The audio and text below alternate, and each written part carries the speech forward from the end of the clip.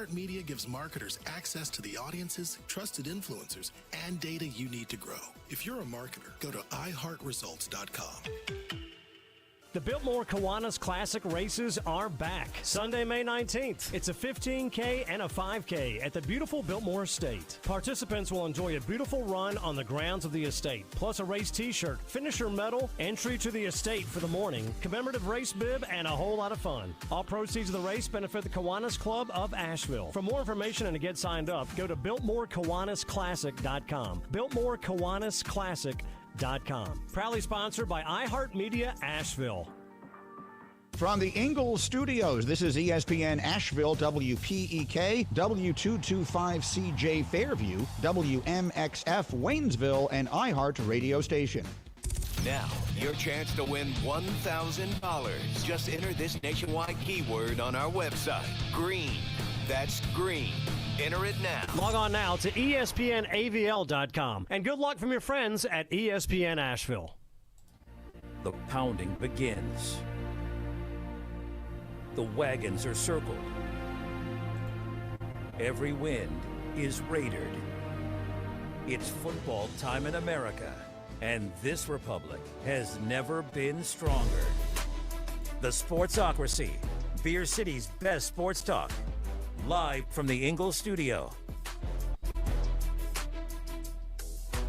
And welcome into the Sportsocracy on ESPN Asheville, 92.9 FM, 880 AM, 1400. The Sportsocracy heard everywhere on the iHeartRadio app. We're seen everywhere on YouTube. Just go to thesportsocracy.com, click that live video link, subscribe to the channel. That way you can join us in the chat and talk, well, all things football. It is the off-season, yes, we know, but the NFL is king, and even through the weekend, watching all of the different sporting events happen around the country.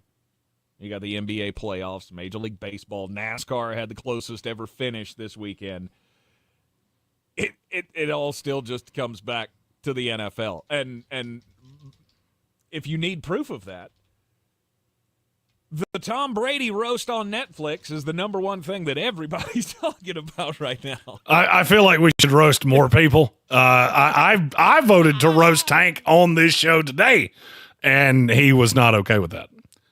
Yeah, I don't think we could do that on the FCC airwaves. I don't know that we should. I don't know that we need more of these. Last night was pretty hilarious, though.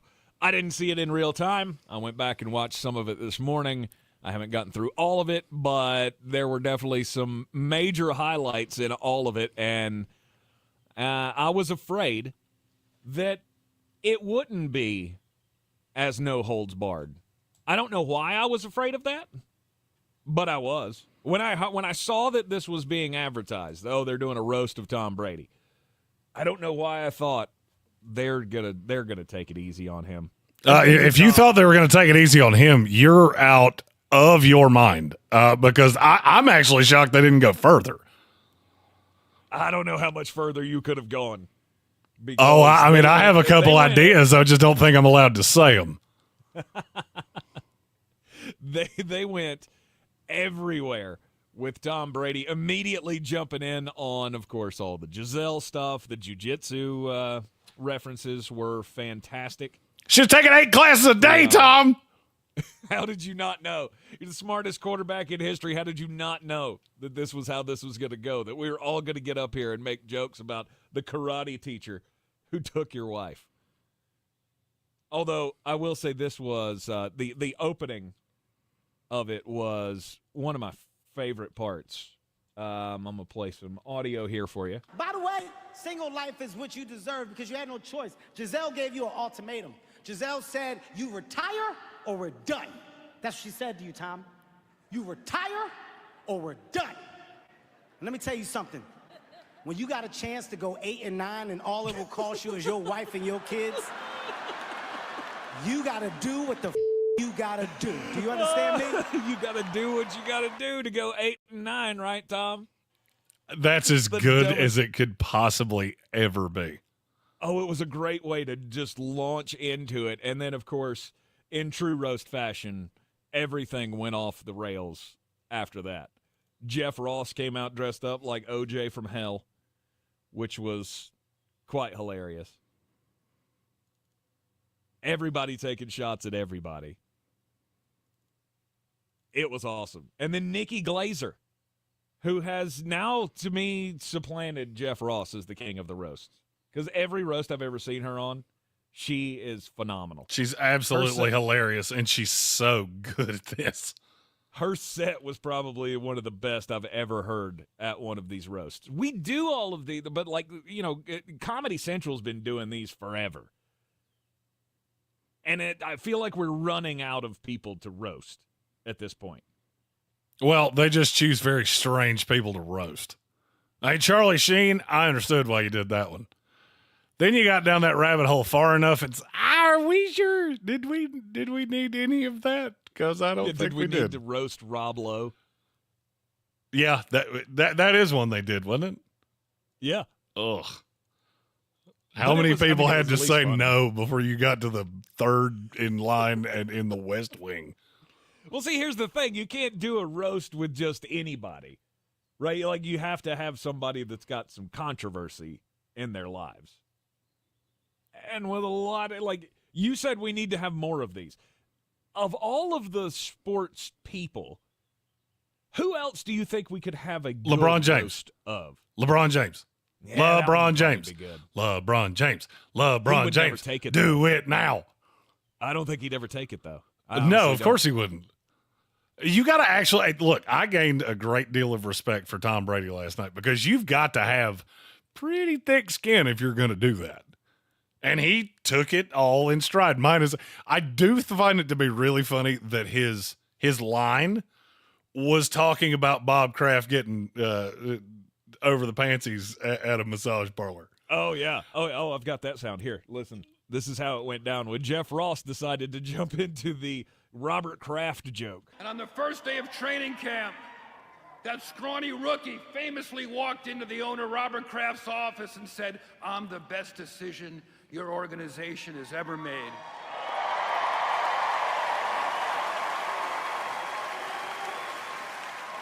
Would you like a massage?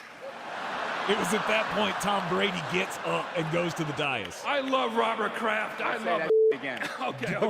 Don't do that again. He's having fun. Look at him. And Jeff Ross with the oh look, he's fine. Hey, forget about it. We're having a good time. That's when you know you've crossed the line. When somebody say, "Hey, you shouldn't do that." Oh well, look, he's here. He's smiling. All right, so let me get this straight.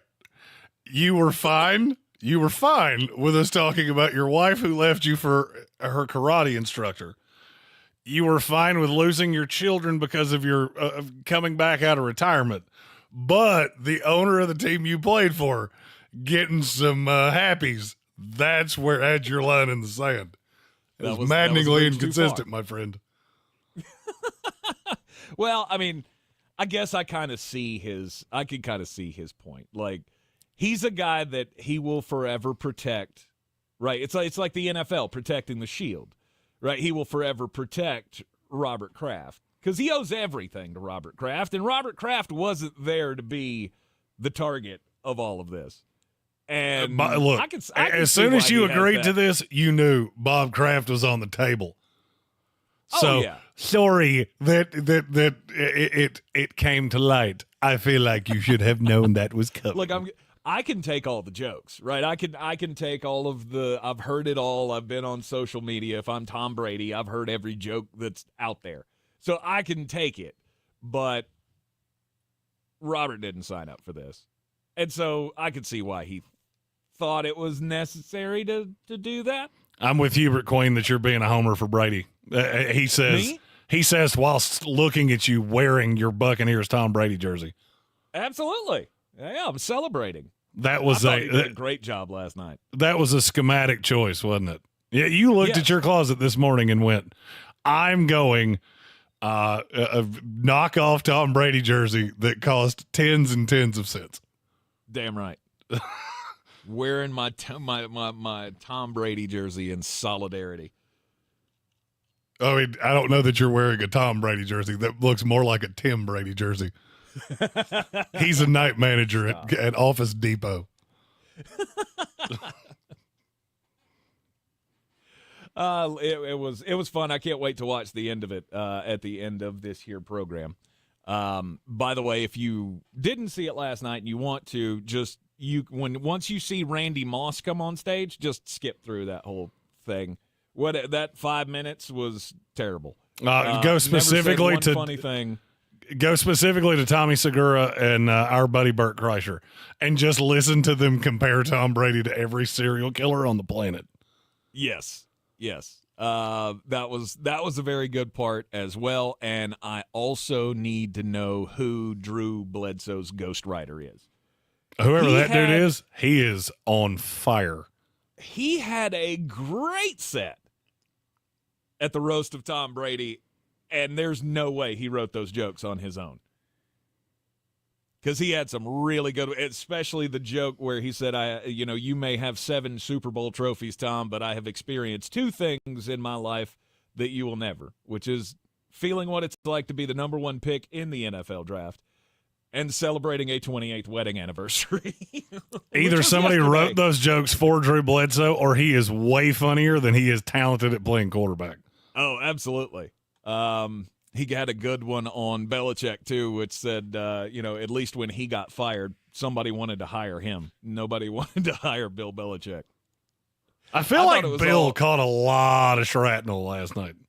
Everybody did. I mean, everybody was catching strays, as you do. I mean, and Rob Gronkowski did, too. Everybody that's there. Rob, he invites it. Oh, I mean, Rob, they had to write it down in crayon to explain it to him. Right. He just sat there like, he said my name. You can't be the National Football League's meathead for a decade and not expect people to have, lots of jokes. Dana White making jokes about Rob Gronkowski riding the short bus. That's one guy that if he ever made a joke about, me, and hell, I won't even use me. I would say even a guy like you, Jeremy, I'm pretty sure you'd just laugh that off. I don't think you're going right at Dana White, are you? I would be more in awe of, those cameras are watching you, right? Like, I mean, I salute the fact that you are the same dude when that camera comes on, that when that camera goes off. I will salute you on that. He has 0 to give, and none, and that I'm all about. Because why do I need to bow down when I run this thing? He was not happy with the time that Netflix gave him and had some choice words about that.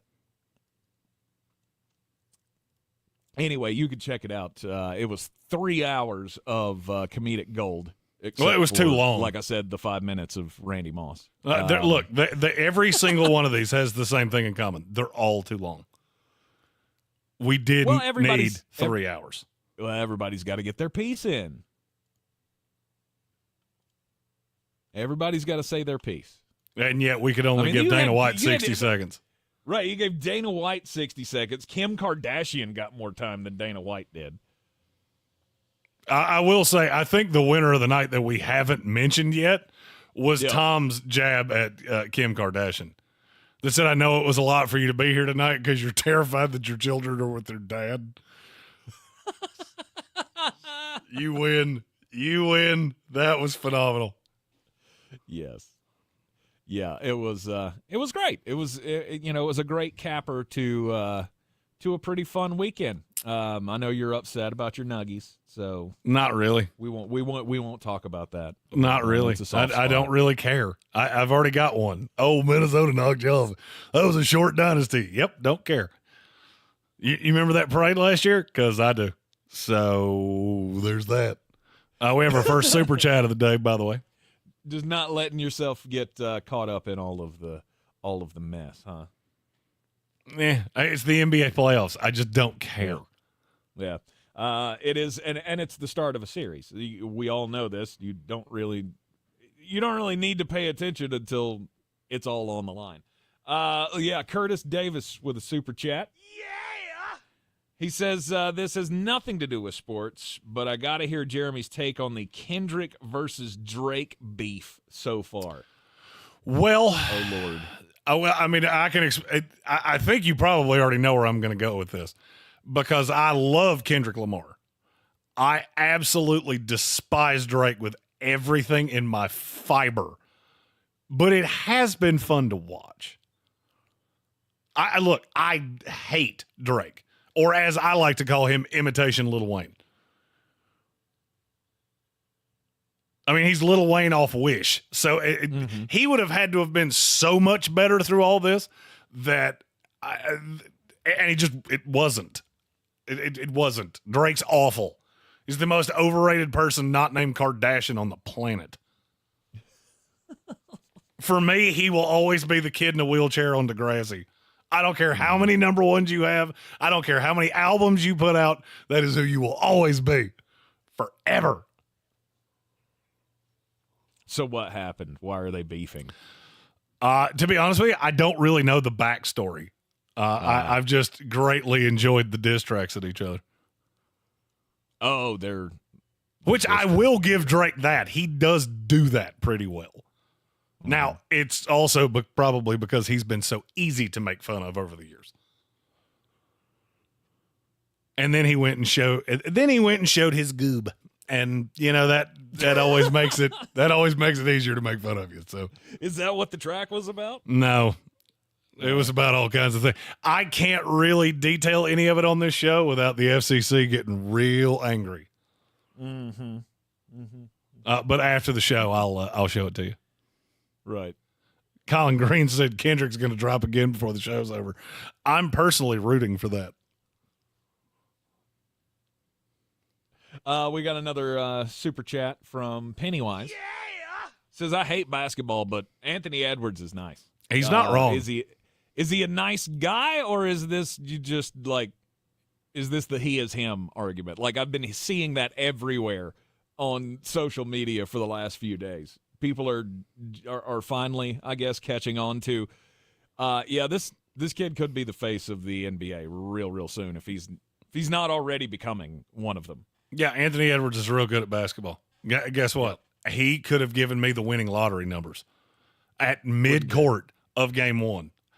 I would not have known until it went on Twitter. Another one from Matthew Hoffman. He says, you got to check out the Chris Brown diss on Quavo. Also quite solid. And I can't stand Chris Brown either. Mm-hmm. Rappers for me have two speeds. I either really like them or I really hate them. You're in the Sportsocracy, and this is ESPN Asheville, 92.9 FM, 880 AM, and 1400. Yes, football continues on here. It continues to be on our brains as we're mopping up from the 2024 NFL Draft. The hot takes continue to fly around about what teams did in the offseason and in the draft. PFF has quite the list of takes on all of the draft halls and such. So we're going to dissect that coming up next here on ESPN Asheville. Hi, we're Comparing Insurance Agents. You're clear. You're thinking, Comparing? Never heard of them. We know.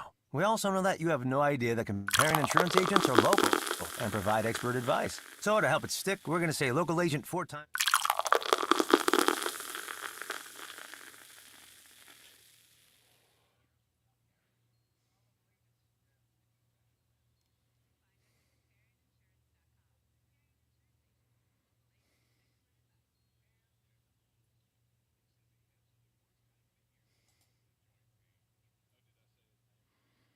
A little bit. I knew you didn't, and so I was hoping we could just skip past it and nobody notice it.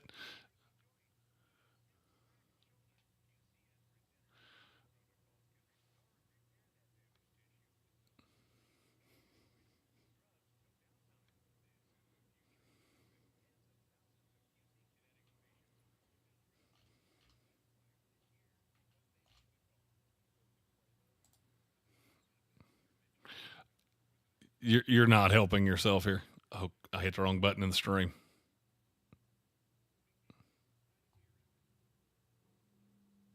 Oh, no.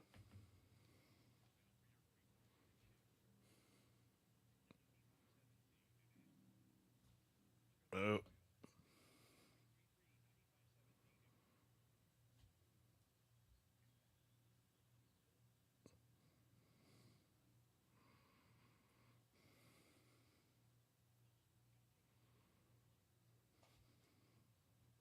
About knocked the whole stream down there. That was less than ideal.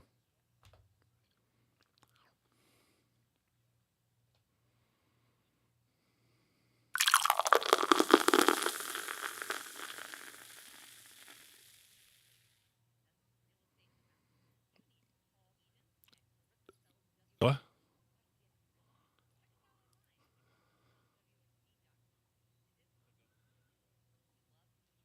Almost broke it.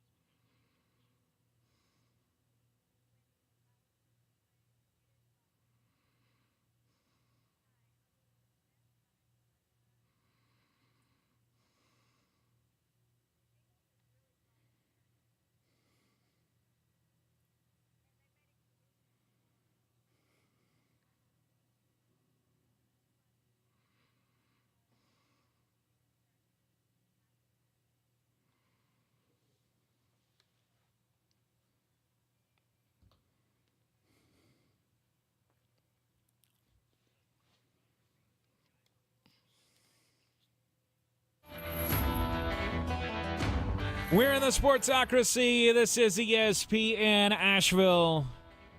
Live in the Ingles studio. Jeremy live remotely from Mullet Manor.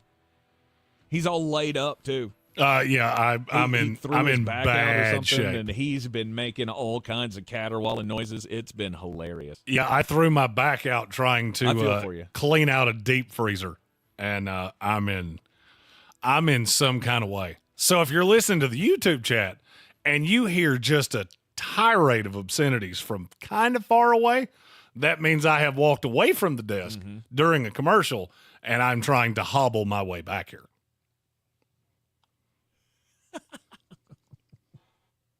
You just don't go anywhere. Just try to stay in that spot, and I'll do my best to make sure that the microphone's off when you do, because he hasn't moved from that chair where an obscenity has not come out.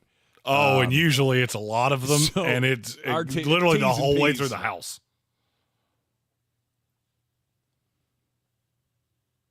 All right, PFF, they've put out their hottest takes, their takeaways for the every team in the from the NFL draft. Starting their analysis with the Arizona Cardinals, they're talking about the offense and that it is pretty dynamic now. And I don't know how you can disagree with that when you consider the talent of the players that they have. I mean, considering what you think about Kyler Murray and his ability as an NFL quarterback, I mean, there was a moment where we felt like he was one of the best playmakers in this league. And he got hurt, and then he comes back last year. And he was, he didn't set the world on fire, but they were okay. They played real tough down the stretch of the season last year. Now you add Marvin Harrison Jr. to that team, Trey Benson in the backfield out of the draft. I mean, is it too much to believe that the Arizona Cardinals have an outside playoff shot? No. In the NFC? I don't think it's that untoward, mainly because of how bad I think the NFC is. I mean, look, if you told me that the Arizona Cardinals finished with a better record than the Seattle Seahawks, would I think that was insane? No.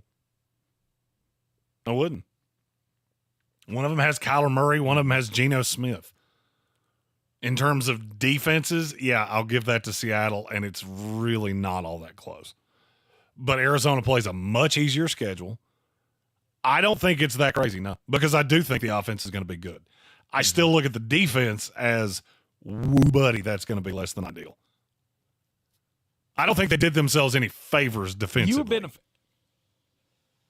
Right. And while that's an important part of the game, it's also, I feel like Jonathan Gannon, and I think I've said this before, he's filled slot nicely on the defense. They're not great players, but you can see how they all fit into his scheme. And if you can just be mediocre with a great offense in this league, you win a lot of games, especially in the NFC. Kevin PRF asked a really good question in our YouTube comments. Who in the NFC has no playoff shot? The New York Giants. That's the only one I've got.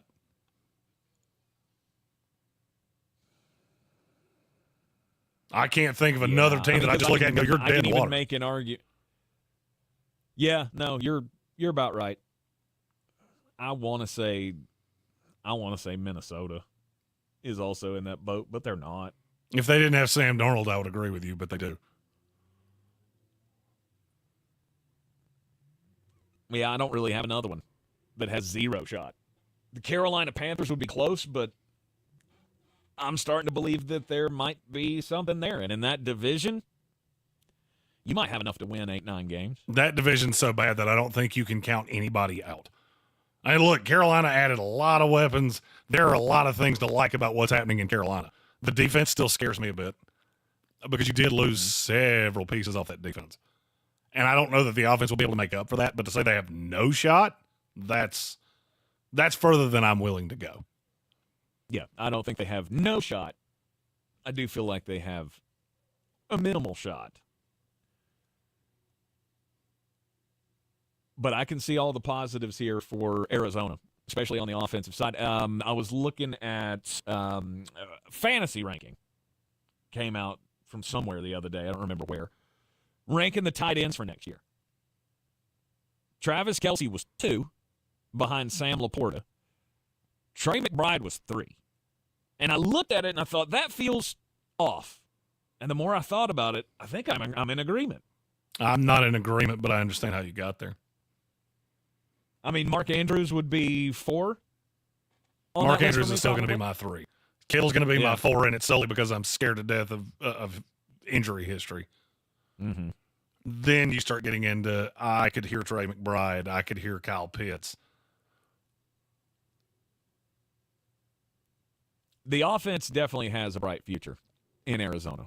They just have deficiencies defensively, but it's going to take time to build. I still have yet to hear a good point on the Atlanta Falcons pick at 8. Michael Penix still makes 0 sense to me. Why would you not take the chance later in the draft to find a quarterback? Whenever. Why would you use the number 8 pick on trying to get a quarterback who's not going to play for 3 to 4 years? Still makes 0 sense. And I've yet to hear anybody give me a great explanation of why that took place. Have you been struggling with the same thing I have, Jeremy? Well, it would be like somebody trying to explain to me that birds are real or why I should trust the government. There's no explanation you can give me that's not going to be absolutely moronic at best. I mean, I've heard the defense of it, of, well, Kirk could get hurt. If Kirk gets hurt, you're screwed. I don't care how good Michael Penix is. You're wasting the rookie contract. None of it makes sense to me. I don't think there is a good explanation other than you either overpaid Kirk Cousins and he's not healing appropriately, or Terry Fontenot, who is notoriously bad as a drafter from his early time, did it again. There's not an explanation to me. I mean, if you're only planning to keep Kirk Cousins for really 2 years, it doesn't make a whole lot of sense to me. Then you have 2 years of a quarterback who's already 24 years old. So you took a 26-year-old rookie, basically, which is exactly what the Houston Texans did with Brandon Whedon. And here's the part that I'm just going to go ahead and tell you. If Kirk Cousins went down right now, I have a really strong feeling Taylor Heineke would go in, not Michael Penix. That would be a nightmare scenario. There's no way you couldn't put Michael Penix in. I wouldn't think. Of course, I said the same thing last year about Bijan Robinson, and that never seemed to change. So the pressures on the coaching staff at Atlanta didn't matter last year. What would it matter this year? But how could you do that? How could you start Taylor Heineke over Michael Penix when you spent that draft capital? Because, one, it makes no sense to so many of us already. And two, if you had to do that, good Lord. Well, the argument is that you're playing the long game. And, look, I don't think Michael Penix is pro-ready anyway. You add in how difficult that offense is to understand and get acclimated to. I'll be honest with you, when I heard this over the weekend, as soon as I heard it, I went, yeah, that makes sense. That makes sense. You have a veteran-laden team that you would not want to turn over to a rookie. Oh, and by the way, Michael Penix and Kirk Cousins couldn't play any more differently if they tried. This whole, we don't know when we'd get a chance to draft another quarterback again. I know I've said that about teams in the past. Hell, I know I said it during this draft process about the New England Patriots. We've said it about, the Raiders before. That's about the best explanation I've gotten so far. And it still is flimsy at best. I want you to one move that you did make. I want you to think of how stupid. Not a long-term play. I want you to think of how stupid this sounds. That we would never get another chance to take a quarterback. Do you see how stupid it sounds with Minnesota taking J.J. McCarthy and with Atlanta taking Michael Penix? That's how stupid that sounds to me every time it comes out of anybody's mouth. Well, we're going to do it because we might not get the chance to do it again. That's D-U-M, dumb, dumb, dumb, dumb, dumb. You will always. It might be expensive. There is never a right time to take the wrong quarterback. I don't care what the cost is. I agree. And Atlanta has just blown everybody's minds of how could you not give yourself something that's going to help you win now? With all of the money that you're spending on Kirk Cousins, why would you not give him another weapon? Why would you not bolster the defense? Why would you not do something that's going to pay off for you now? Because that's what you do with top 8 picks. You don't spend top 8 picks on backups. Am I wrong? Have I missed something? Nope. I don't think I missed that meeting. You're in the Sportsocracy. The ZSP Asheville 92.9 FM, 880 AM, and 1400. This is your Exergen Temporal Trailer. I'm going to disconnect the brick. You're way behind. My biggest threats from thunderstorms into the afternoon. Okay. Some gusty winds in some spots. Temperatures try to push about 80 degrees. Like there's a solid rain, 2-second lag, stay cooler. which I don't know where that's coming tonight, from. A few showers and thunderstorms early after midnight, mainly cloudy. And actually not too bad as we drop, especially in the afternoon. Areas of fog early. Wednesday, more scattered showers, thunder showers, 85. From the Weather Channel, I'm meteorologist Ray Stajic. This report is sponsored by eBay Motors. eBay Motors is here for the ride with the parts you need at the prices you want. And with eBay Guaranteed Fit, they're guaranteed to fit your ride the first time, every time, or your money back. Keep your ride or die alive at ebaymotors.com. Eligible items only. Exclusions apply. Hi, I'm Tom Cobain, the proud owner and operator of the Carpet Barn, your local flooring store in Waynesville. Committed to supporting small businesses in Western North Carolina, the Carpet Barn takes pride in being a thriving small business in Haywood County. For a wide selection of high-quality flooring and a personalized shopping experience, visit us at the Carpet Barn. Explore our collection today at carpetbarncarolina.com.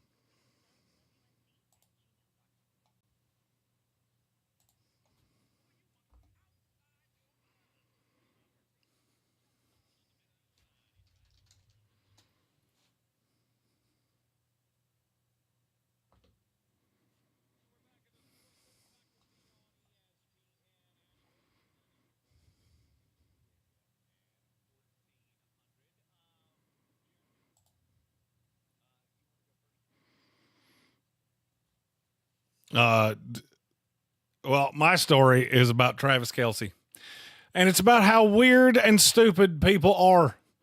Apparently, and this comes from his New Heights podcast, apparently since he started dating Taylor Swift, they've picked up two weird habits. I don't know which one this would really fall into. He lived in a house, and apparently people just decided they could show up. Like, I'm just going to show up at his house because somebody posted his address online, which, as somebody that has had that happen, don't do that because it's really, really annoying for the person on the other side of that door. So according to his brother, it got so bad that he had to move. Moves into a new house. The first day he lives in the new house, somebody's tapping on the window on the outside. Tells them to go away. Makes it very clear to people, don't just show up at my house because that's weird. They started sending random crap to his house to the point of he's had to discontinue mail service. What? The Postal Service does not even come to Travis Kelce's house anymore. They RTS everything. Right. What in the world would you feel the urge to send to Travis Kelce's house? Who knows? There's probably people sending him, Taylor Swift T-shirts and all kinds of crap. I mean, I'm sure he's got plenty of those. Oh, yeah. I don't understand that. I don't understand sending gifts to famous people. But there again, I mean if you've talked to them, I get it. Like, we've had some great listeners send us some great things. They didn't say, he described it as random excrement that they were sending to his house. Just random things. I sent you my TV guide. I found this ladle in the store, and it just screamed Travis Kelce. I figured you had to have it. I have this TV guide from 1984. It's got Jimmy Walker on it. I thought you should have this. Speaking of giving people crap,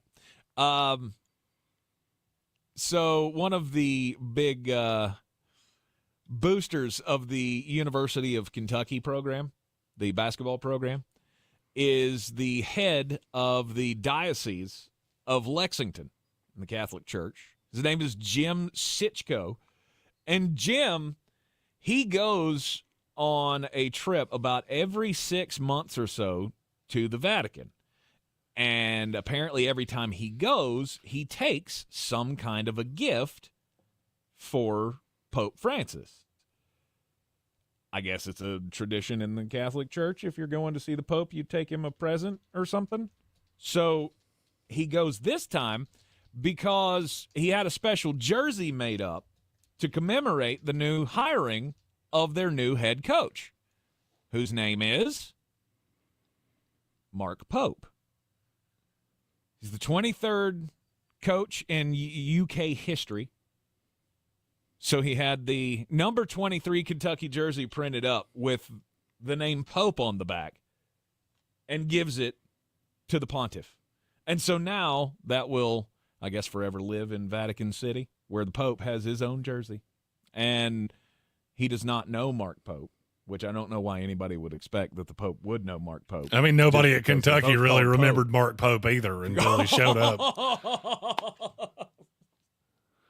Nobody remembered him until he became the coach. Hey, you remember that guy that was the 7th off the bench that last time we were good? He's going to be the new head coach. It's not John Calipari. He wins. Woo!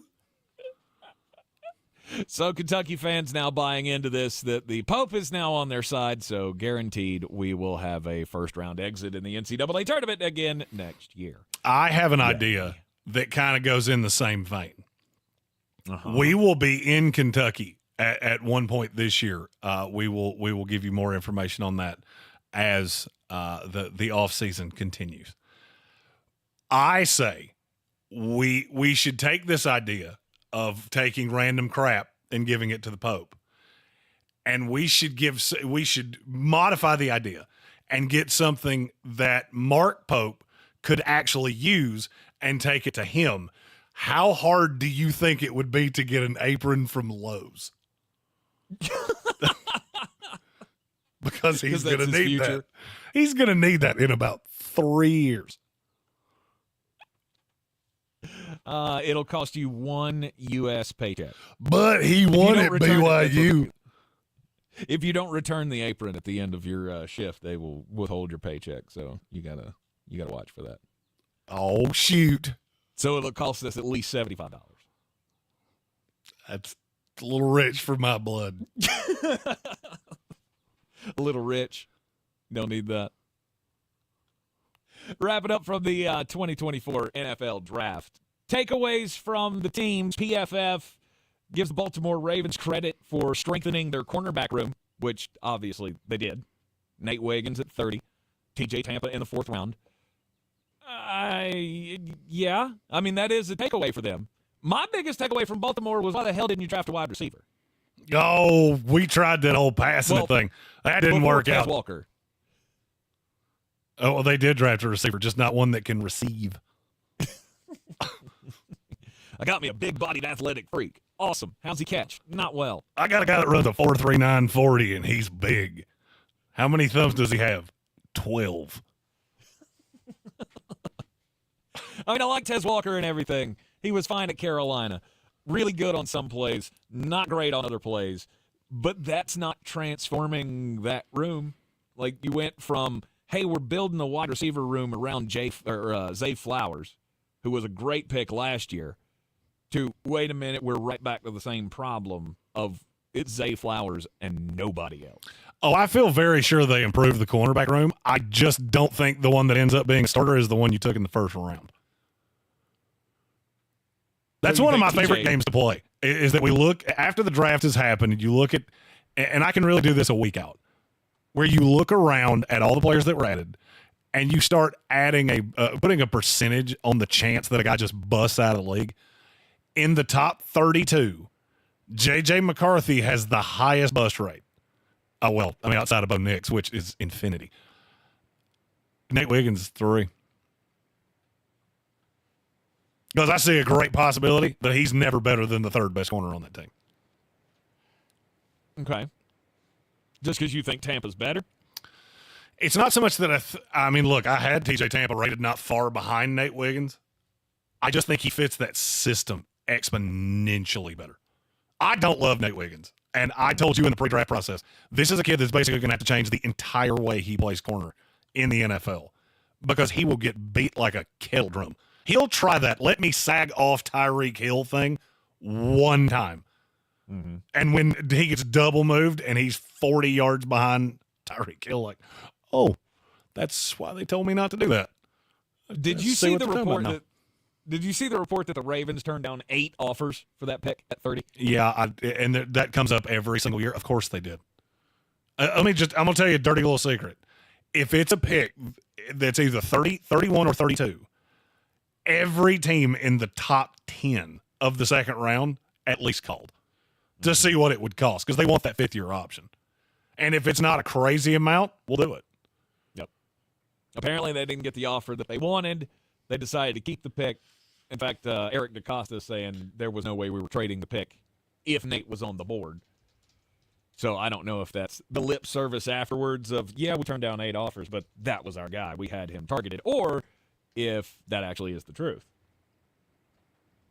That they actually do believe that he is or can develop into a shutdown corner in this league and that there was no way that they were going to get rid of that pick if he was still on the board. You think he's lying? No, I don't think he's lying. I think he's wrong, but I don't think he's lying. I think he's wrong. I think he's wrong that he's a shutdown corner. But it doesn't necessarily mean that he is not telling the truth. Well, we have that every single year. That you get guys, and Nate Wiggins is a perfect example of the kind of corner that you see that happen with. Because the tape it's so beauty's in the eye of the beholder, and it's so dependent on what you're going to ask him to do. That, I mean, I believe there are teams that thought he was the best corner in the class. Mm-hmm. And Baltimore would make sense as one of them. I think you're out of your mind. But it's just funny to see how differently people evaluate players. Yep. Speaking of which, summer scouting, we will be starting on this here channel in the beginning of June. We're only taking 1 month off. Summer scouting. It's going to be fun. And before any of you go, oh, I just drop in on the draft. No. We're draft people around here. And I have a mock draft that is already ready to go. Summer scouting, is this, are you like looking at spring games and stuff? No, God, no. The summer scouting. No, that's looking at tape from the previous year. Aha. So a guy like James Pierce, who I have done ridiculously in depth. You know, when I get laid up with my back and all I've got is my tablet and my couch, you'd be shocked how much you can get done. Mm-hmm. Indeed. Well, it has come quite the Cypukas outside the Radio Ranch studios here. It has on me as well.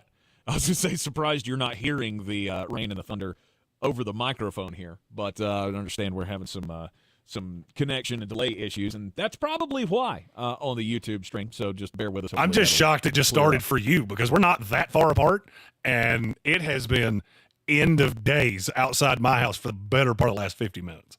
Well, it may have been going on for a while. I just noticed the sound here in the studio because I don't have the window that I can see out of at the moment.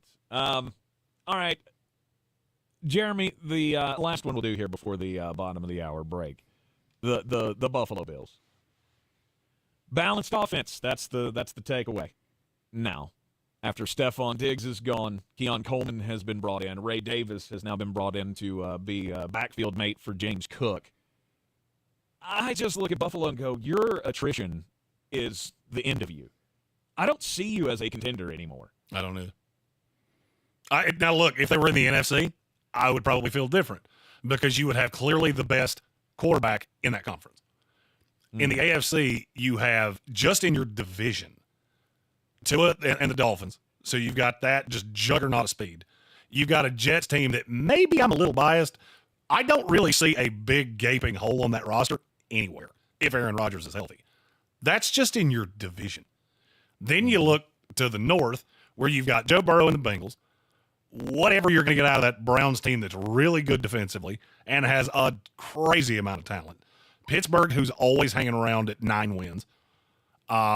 Baltimore, who might be the most talented team in the conference. We still have 2 divisions left, and one of them has Pat Mahomes in it. Name me the team that Buffalo's better than right now.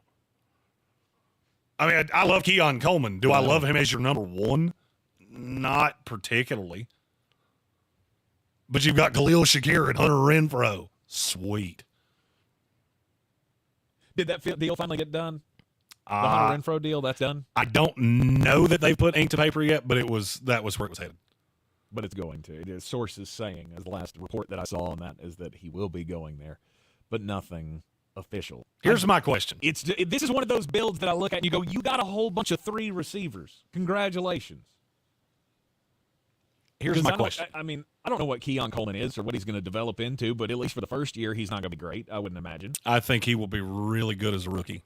I'll go ahead and tell you when we start fantasy football things later on this month. Speaking of that, I have a little announcement before we go into the break. Ooh, I'll get to that in a minute. Right. I think Keon Coleman will be fine. Here's my question about Buffalo. If you don't use the words Josh Allen, what does this team do well? Honestly. Like, do you think they're going to get after quarterbacks consistently? Because I don't. It's not great. The secondary is young, inexperienced, and I could make the argument terrible. Mm-hmm. Linebacking core is fine. So you're not going to be able to sweat people out defensively as you have for the last handful of years. So you're telling me with that group of receivers, you think Josh Allen's going to come out and just, outscore people? I don't think that's going to be your path. I don't think you're going to like how that looks. I can almost promise you you're not going to like the way that looks. Right. Dalton Kincaid is a fine weapon. But to me right now, he's far and away your best weapon. And he's not, I don't look at him as a, game changer. He's not a Travis Kelce or a Sam Laporta. He might get close at some point. He's very good. But I don't want that to be my number 1 option. I think he is a very solid back end of the top 10 tight end in the league. The fact that you're number 1 target, that should scare you to death. Yes. So Buffalo Bills didn't do anything to change my mind about them in the NFL draft, and I think that window has closed.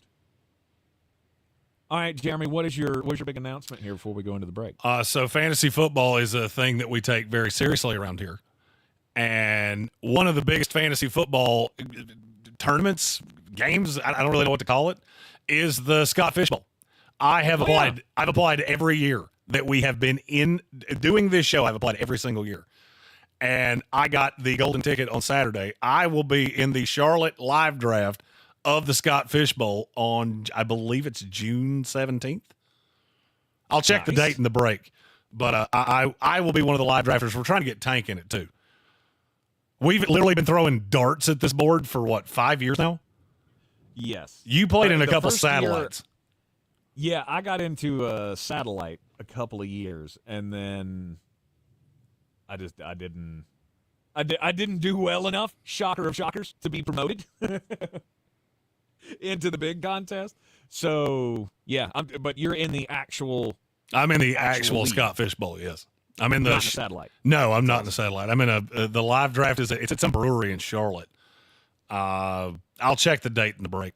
But I got the official, hey, you've been invited as a, what did they call us? Media influencer. I went, hey, look at that. We're doing stuff. We're doing stuff. Right. That's right. Just living the dream, right? That's what we do here in the Sportsocracy on ESPN Asheville, 92.9 FM, 880 AM, and 1400. We'll talk Carolina Panthers. They do enough in the draft to be relevant. That's next. You're clear. Look at you with the tease there. Saved hundreds on car insurance with Liberty Mutual. We got a savings siren that goes off every time someone saves. There it is. It's a really more savings. For any of you listening on YouTube, if you hear screaming, don't send cops. Will you stop I'm not dying, but I kind of want to. Only pay for what you need at libertymutual.com. Savings may vary. Liberty Mutual Insurance Company affiliates exclusive. I'll be back right at the top.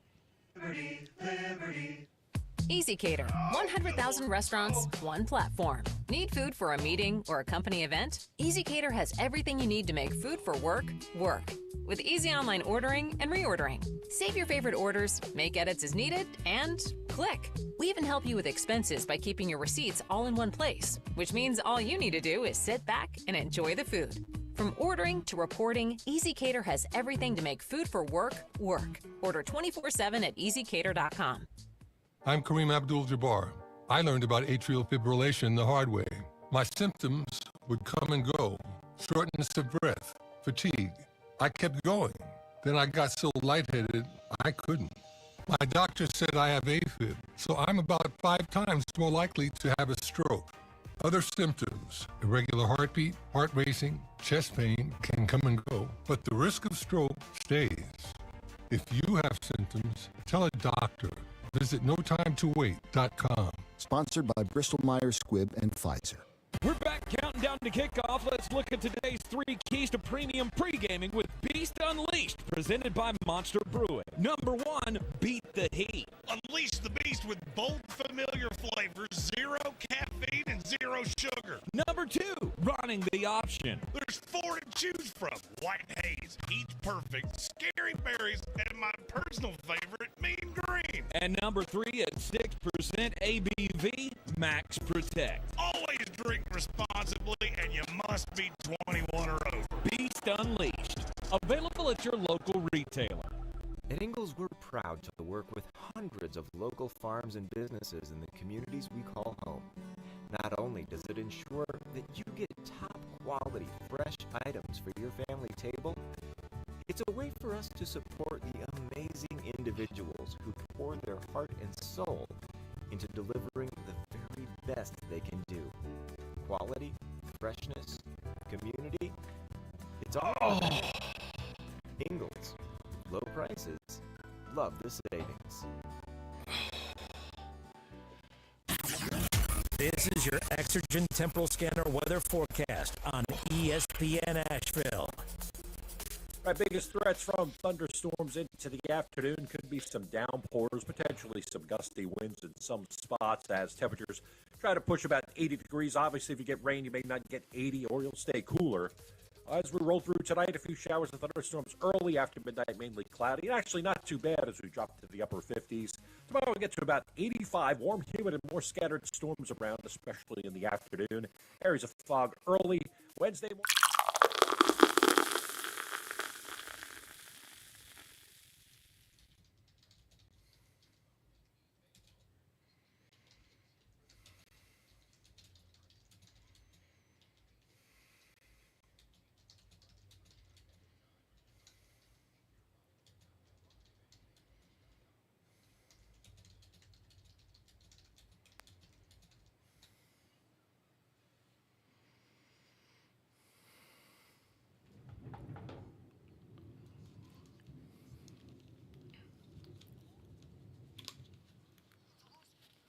It sounds like the world is coming to an end outside.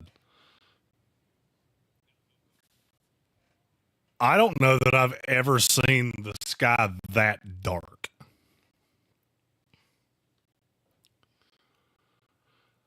Put it this way, it's so dark outside, it's changing the lighting in my office.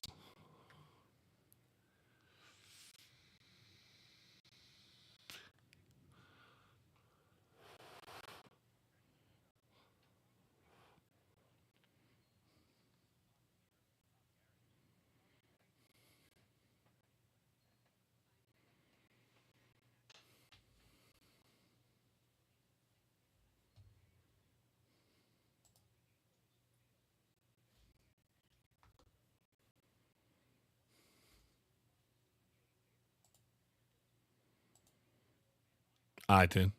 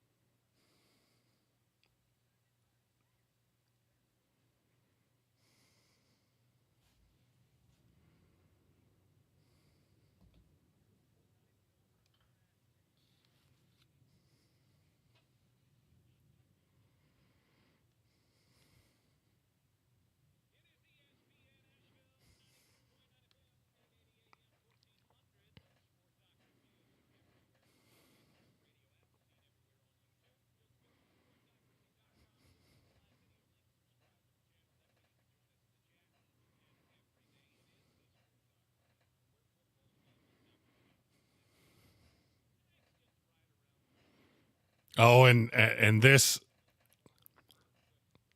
season is going to be so much bigger than anyone we've ever done. I am so bad at keeping secrets that it's pathetic. And I'm sitting on one that is so ridiculously large that I just want to go, and I can't. I can't do it.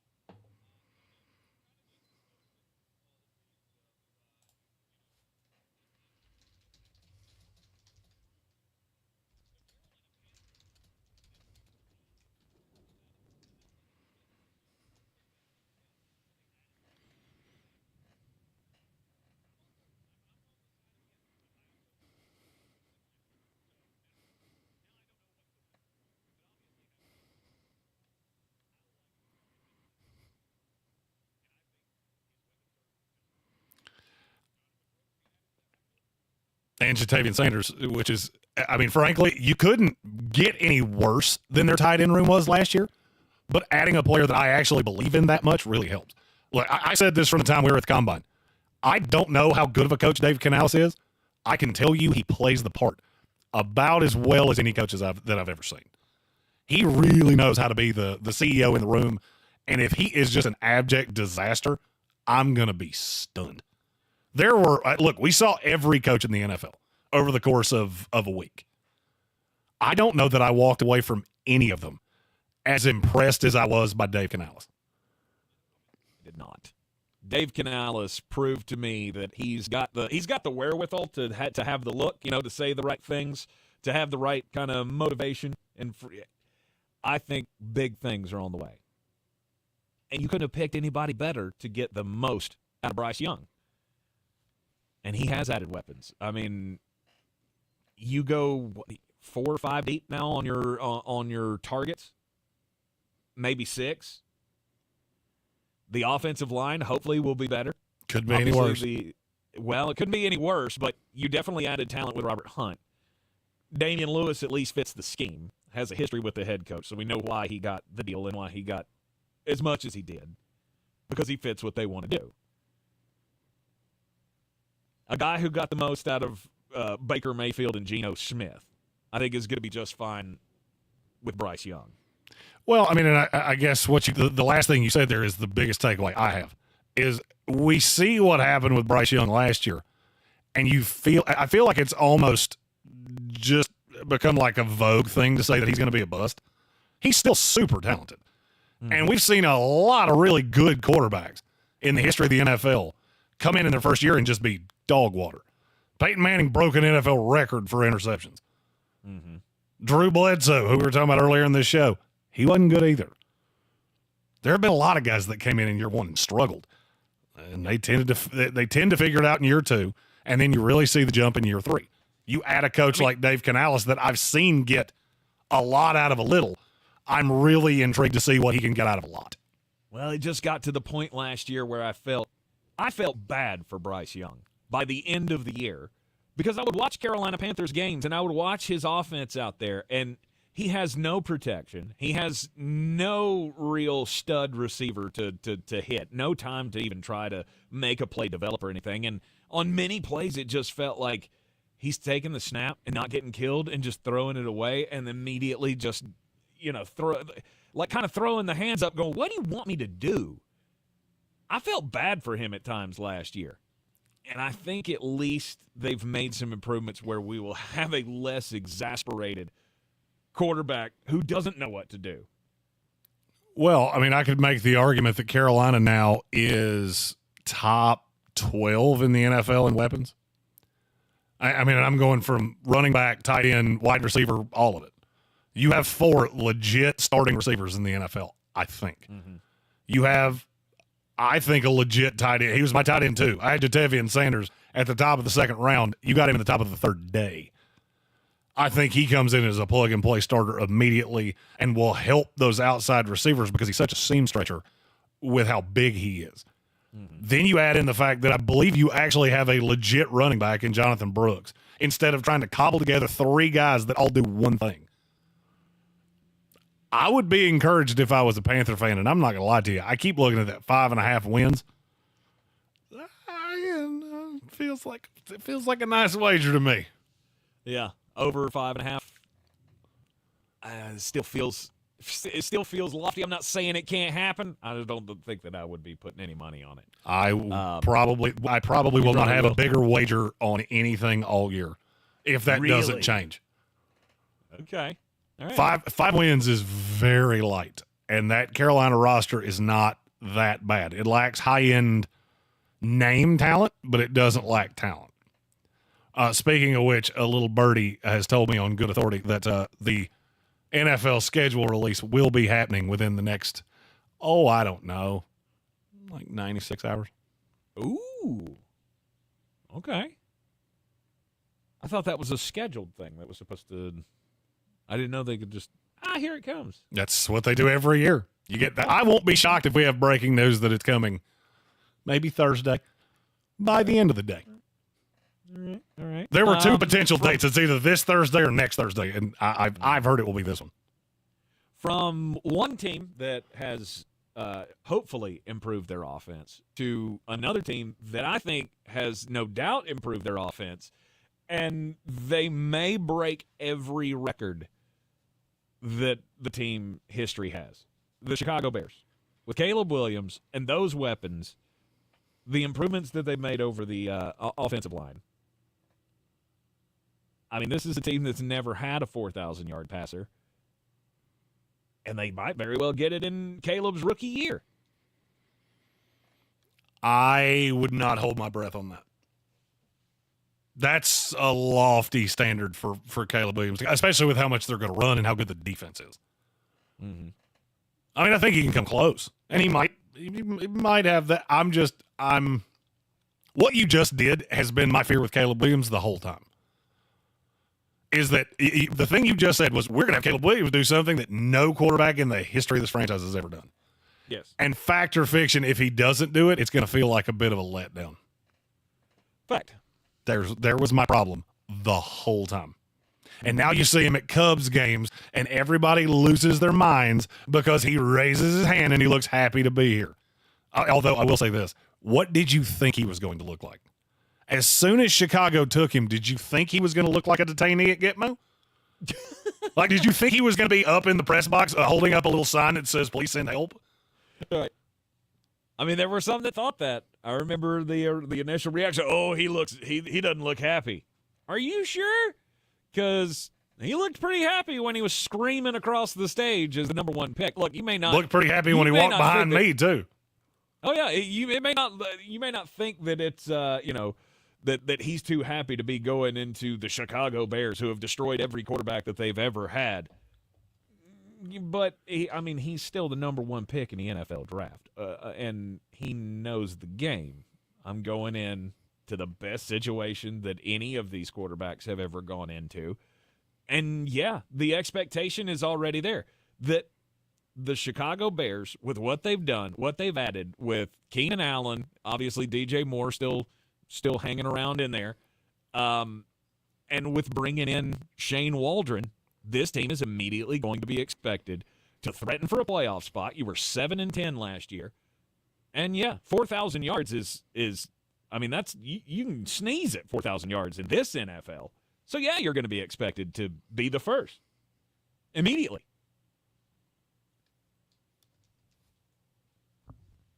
I'm not so sure that is a. No. I'm not so sure that that's a. Like I said, I'm not going to say that he can't do it. You just said you could sneeze at 4,000 yards. How many quarterbacks? And I'm trying to get there. The storm outside is just raising all kinds of pandemonium on our systems. How many quarterbacks in the NFL threw for 4,000 yards last year? Oh God, I would think it's at least a dozen. Is that your final answer? Yeah. How many was it? The answer's 10. Well, there you go. That wasn't far off. Okay. 5 of them did it by more than 200 yards, including Pat Mahomes, who played 16 games, Brock Purdy, who it felt like threw for a bajillion yards, Tua Tagovailoa, who it felt like threw for a bajillion yards. Do you remember the pace he was on? He threw for 4,600 yards total. Yes. Total. He was on pace to throw for 7,000 at one point. Mm-hmm. It is not easy to throw 4,000 yards in this league. Ooh, you want to hear a list of guys that didn't do it? Matthew Stafford didn't do it. Sam Howell didn't do it. Derek Carr didn't do it. Jalen Hurts didn't do it. Neither did Lamar Jackson, Geno Smith, Justin Herbert. And yes, I understand he missed 4 games. He wasn't on pace to do it. It's hard to do that in this league. It's not just every quarterback that shows up and plays 17 games throws for 4,000 yards. Lamar Jackson didn't break 3,700 last year. And we were talking about how this was an amazing renaissance year for Lamar Jackson. He threw for 3,600 yards. Mm-hmm. And that's my fear, is that there is an unhealthy expectation for what he's going to come in here and do.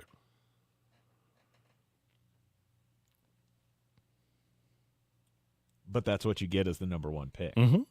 And I don't disagree. They put him in a position to succeed.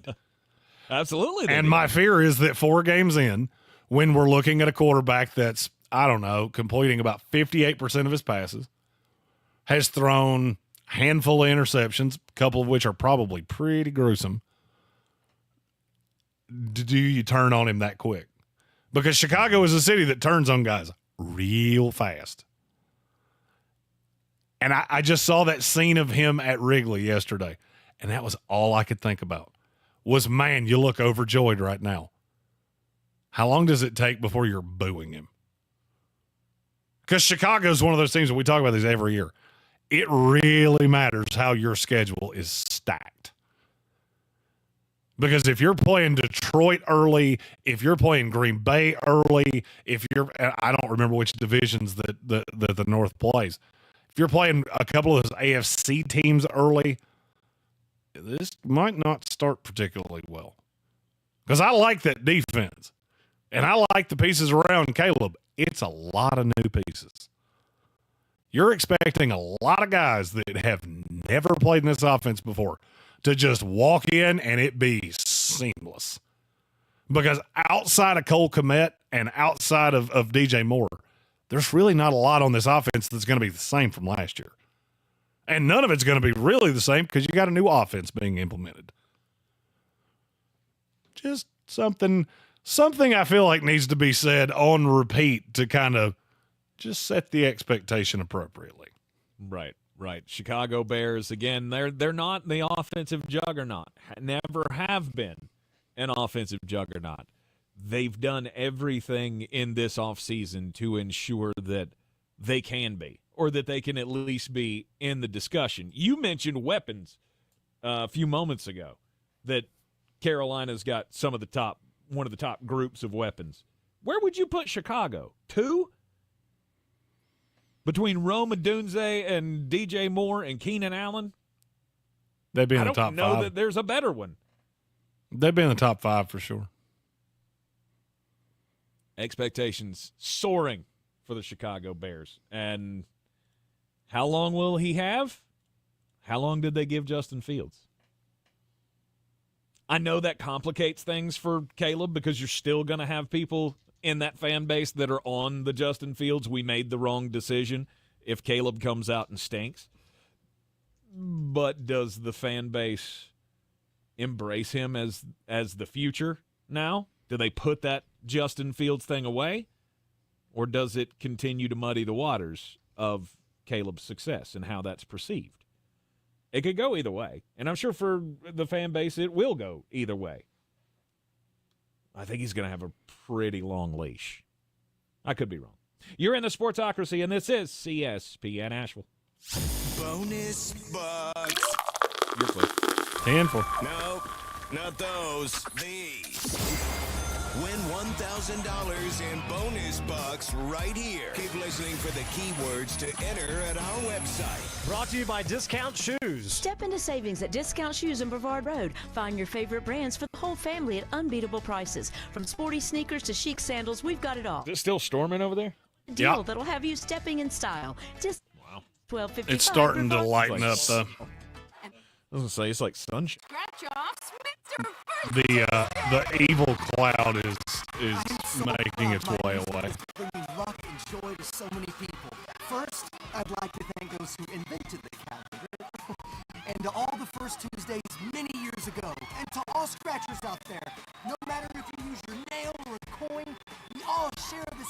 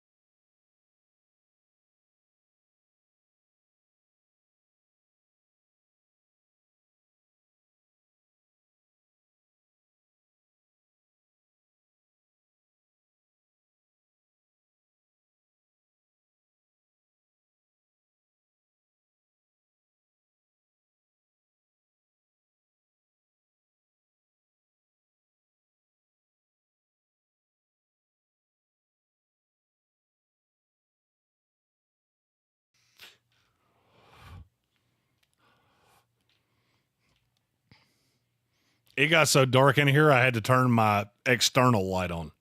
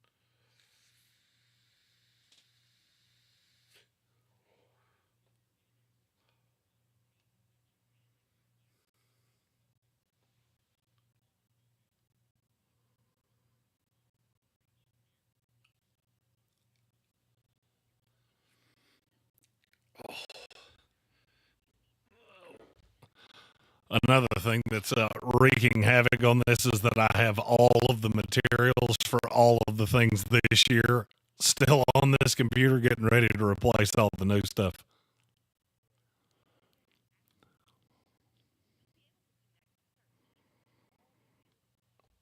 I didn't think of that until just now.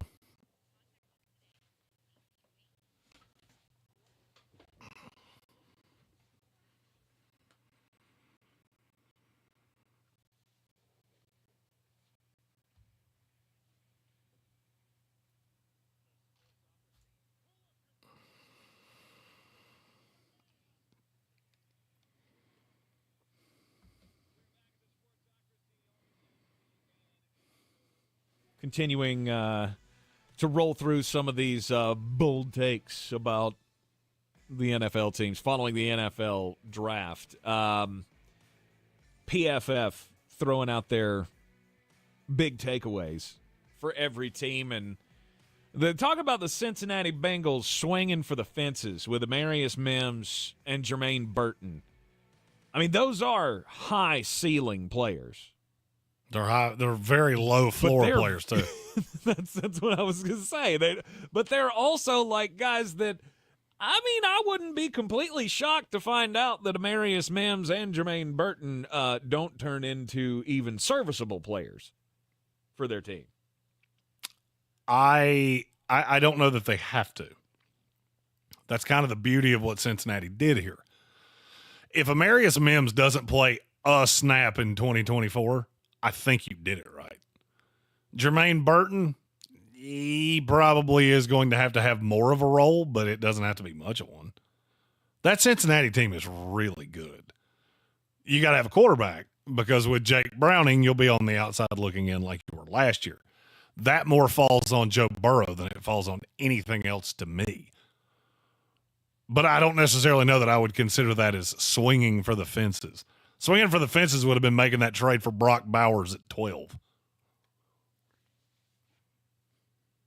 Swinging for the fences, though, they're talking about the upside. You took guys with question marks because the high side is so high. Because just as I said, you know, Amarius Mims and Jermaine Burton, I can see a path where they're out of the league. I could also see a path where they're both really good, like star level good. Amarius Mims could develop into one of the best tackles in the league. Jermaine Burton, he's got the physical tools to be a really good wide receiver. He's never going to be, top 20 probably. Yeah, I guess that's where my problem with Jermaine Burton falls in. You didn't do it for Nick Saban and Kirby Smart, so telling me you're going to get that out of Zach Taylor? Okay, I'm gonna say I disagree. And maybe the thought is that the attitude might change a little bit once you get right, because you get that star mentality. Because that is one thing that has come up about him several times is the effort level. The effort level wasn't always there. Always had his eye on the next thing. So once you're in the league, you don't really have your eye on the next thing. So maybe there are ties to that. Oh yeah, I mean, maybe he wasn't putting in the effort all the time in college because he didn't want to get hurt. He didn't want to go to the. I don't know. I don't know what the excuse could be there. Oh, yeah. I mean, I do know that it is really common that we have guys that we pay them and then their effort level goes up. No? No. No. If you were lazy, if you were broke and lazy, you'll be loaded and lazier. That was not actually what I shouldn't say it that way. I did hear some of that with Jermaine Burton. There were much more locker room cancer-y type of things with Jermaine Burton than what you just said. Yes. And that exists as well. The Cleveland Browns, their draft haul, I know you liked it. I liked it. I did. I mean, they didn't have a lot of capital to work with, but the Michael Hall pick was great. I liked the Zach Zenner pick as well. Just adding depth, right? You're adding depth at every position, and you got to go. They've got all the pieces. It's just going to come down to Deshaun Watson. Mary Kay Cabot, I saw an article of hers the other day, or she was doing an interview with somebody, I think it was, and she was saying, I mean, that's what it boils down to, and that there's not going to be a long leash for Deshaun. I tend to agree with that. I tend to agree with that. I mean, look, you made the playoffs last year with Joe Flacco. Mm-hmm. And I understand that Deshaun had done a lot of the heavy lifting, but in terms of what got you to the playoffs was old say it ain't so Joe. So I don't think Deshaun Watson's going to come in here fully guaranteed contract or not and be just absolute dog water. And look, you understand, this year 3 of that deal. It's only 5. You get into that last 2 years and it becomes, it's not going to be fun to watch that go into the dead money pool, but it also won't kill us. Yeah. If Joe Flacco got you to the playoffs, how far can Jameis Winston take you? That was a really consistent question when we were on our tour around the draft world. What? How long would it be before you went, are we sure that Jameis Winston's not the better top 10, former top 15 pick to lead this offense? Which if you had told me 3 years ago that question would ever be asked by anyone, let alone be asked by several anyones, I would have said you were smoking crimes. I think you still are, honestly, but Deshaun has not shown that he is that level of quarterback anymore. That is for sure. We've been waiting. I've been waiting. I've been saying, of course it's going to come around at some point. We just haven't seen it come around. I feel like there's a mediocre leash on that. They're not going to be too quick to turn it over to Jameis Winston, but it can't start poorly for too long. They start 2-3. Deshaun Watson is arguably the reason they lose 2 of them. It will be so loud that you can't ignore it anymore. I agree. Dallas Cowboys filling in the trenches. Cooper Beebe, Tyler Guyton reloading on the offensive line. Is this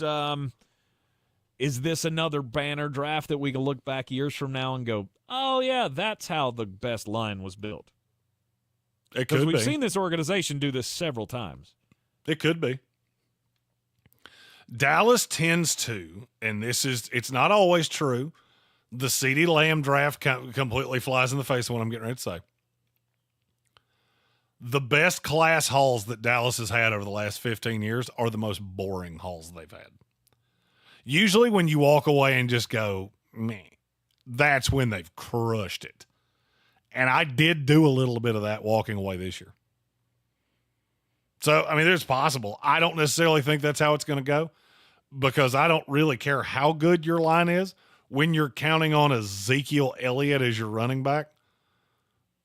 Oh, and by the way, your defense is not nearly as good as everybody wants to tell me it is. I mean, you're good at the top. You're real good at the top. Did you see him fight? Did you see Micah Parsons fighting a sumo wrestler? No. The video is wild. Why was he doing that? I don't know why he was doing it. I know it wasn't like they met in a bar and went scrapsies. This was like a planned thing. Okay. I'm not real sure where the idea came from or what its purpose was. Mm-hmm. But it was wild to watch. That dude is not of this planet. I'll say if I were a member of that Dallas Cowboys front office, that would be one of those videos that I'm looking at going, yeah, that'll be the last time you do that. Let's get the contract writers in here. We need to get, there needs to be a new proviso. Yes, I need to make sure that fighting sumo wrestlers is now on the no-no list for my number one star defensive player. The league's number one star defensive player. I don't care how upset you may be with how things are going in this front office or our communication with you or whatever your deal is. You'll not be doing that again. There will be no interaction with Yokozuna and John Tenta for you. Absolutely not. I don't want you out there pushing a wall against Fatty McFatterson and tear your ACL and end up, oopsie poopsie. There goes my fifth-year option. I blew out my jejunum taking on Shark. That was a deep grab. That was a deep grab. It was. Good for you. You're in the Sportsocracy, and this is ESPN Asheville, 92.9 FM, 880 AM, and 1400. When we come back, we'll get weird. Thank you.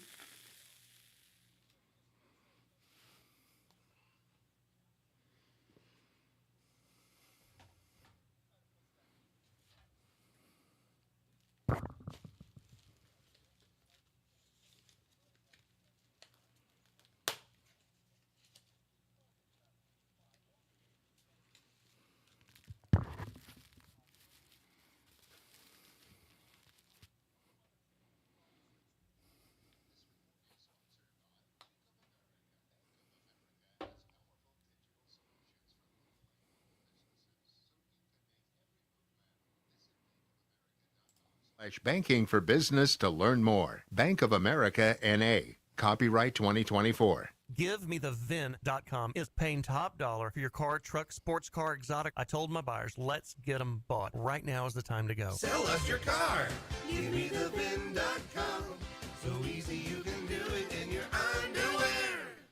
Get your mom an insanely clean home from the cleaning pros at Zero Res Carpet and Air Duct Cleaning. Right now, mention ESPN Asheville and you'll get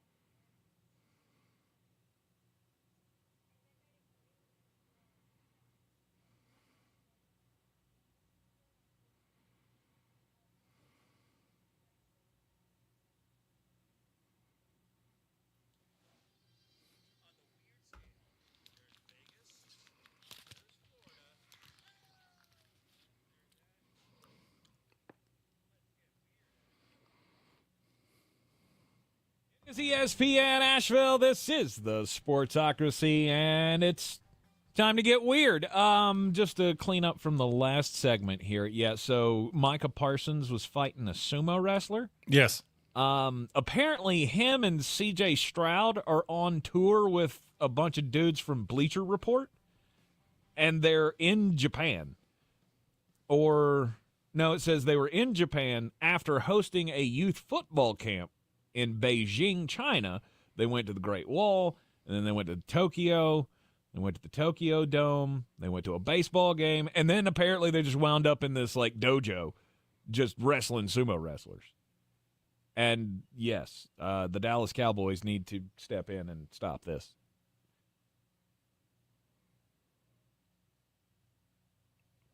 Excuse me. Because old dude is definitely, I mean, I give him kudos. He got manhandled on the first round. Second round, he kind of figured out the whole leverage play, you know, grabbing onto the diaper or whatever the hell they call it. It's certainly not a diaper. Circle. Yeah, I don't know what the hell they call it. Push the guy out of the circle. So, I mean, he is obviously the, you know, every bit of the athletic freak in the sumo circle that he is on the NFL football field. But, yeah, that we can't allow that kind of shenanigans to continue. My weird story, though, I've had a heart attack. I know what it feels like to have a heart attack. I feel pretty sure that if you were the age of, I don't know, 112, like Ric Flair is, I feel like if you had a heart attack, you would know. Well, I mean, you might not know. You might not know. It wouldn't be for the reason that I think you're getting ready to say. I feel like that's something that you would know. At his advanced age, I would feel like it would be a little bit more obvious that, oh, well, I just had a heart attack. So he was on a podcast called the Jackson Podcast, Jaxxon.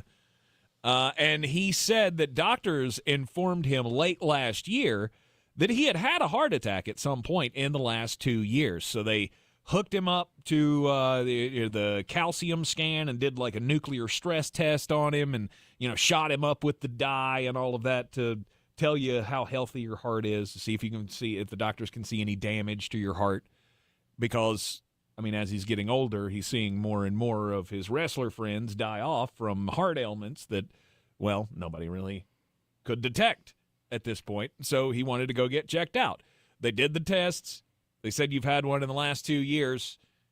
Do you know when that possibly could be? And he said, I'm not real sure. They said, well, have you passed out at any moment in the last couple of years that you can remember? Which, for Ric Flair, I feel like that's a bad question to ask. No doubt. Has there been a time in the last 2 years where you passed out? Every day. Was alcohol involved? Every single day. I'm Ric Flair. But he says he passed out 3 times during his final match. In 2022, he had the final match on July the 31st. He said he passed out 3 times during it.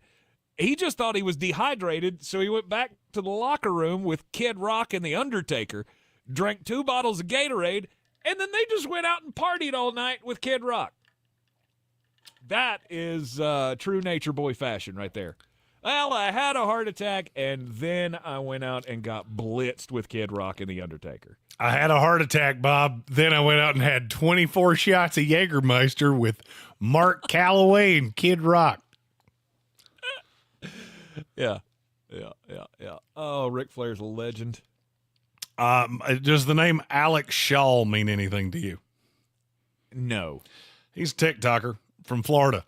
And this story goes into what I can only describe as the "what are you, stupid" file. So apparently Alex Shaw owns an Airbnb in Florida. He has a security camera on said Airbnb. There's a shed beside it. A few days ago, Youngman goes into the shed, never comes back out. They had the security tape. Kid goes in, never comes out. Day later, Oldman emerges. that looks exactly like the kid that went in. Weird. Only older, like 30 years older. Of course, Alex Shaw, being the TikTok social media moron that he is, went, hey, let's cut this up, put it out there, and let conspiracy theory people talk about Back to the Future. Okay. I don't know how many things are wrong with this story. A, the fact that any of you would believe it. Any one person. If you believe that that is possible, you are out of your damn mind. And if you think it happened on camera, you are outer of your damn mind. Do you understand how video editing works? Also, if there is a time traveler thing in the shed, why don't you open the door and show it to us?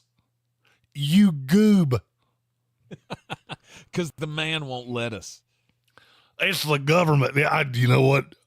I don't know which voice I want to do right here. There's two I've been doing a lot over the weekend. The government knows that you're able to do it. They just won't let you do it because it doesn't benefit them. It's the same thing they've been doing with the water and the frogs.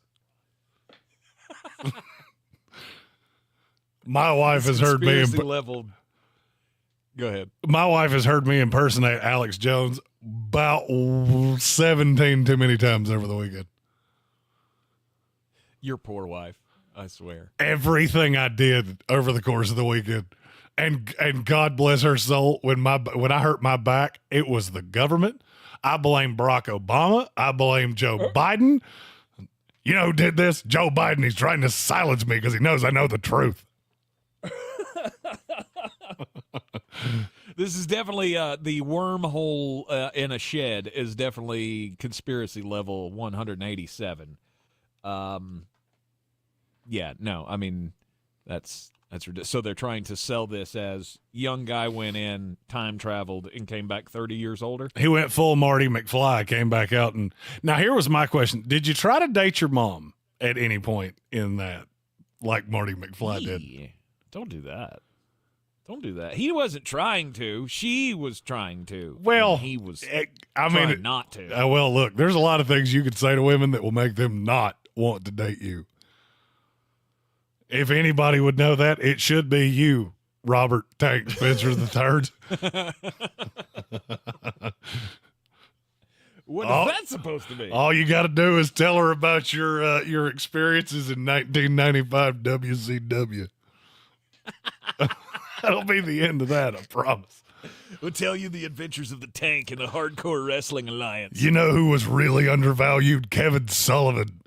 He was the booker and he was the taskmaster, and they just didn't allow that storyline to unfold. Old Booker, man. Somebody somewhere's going, see? I told you. That guy gets it.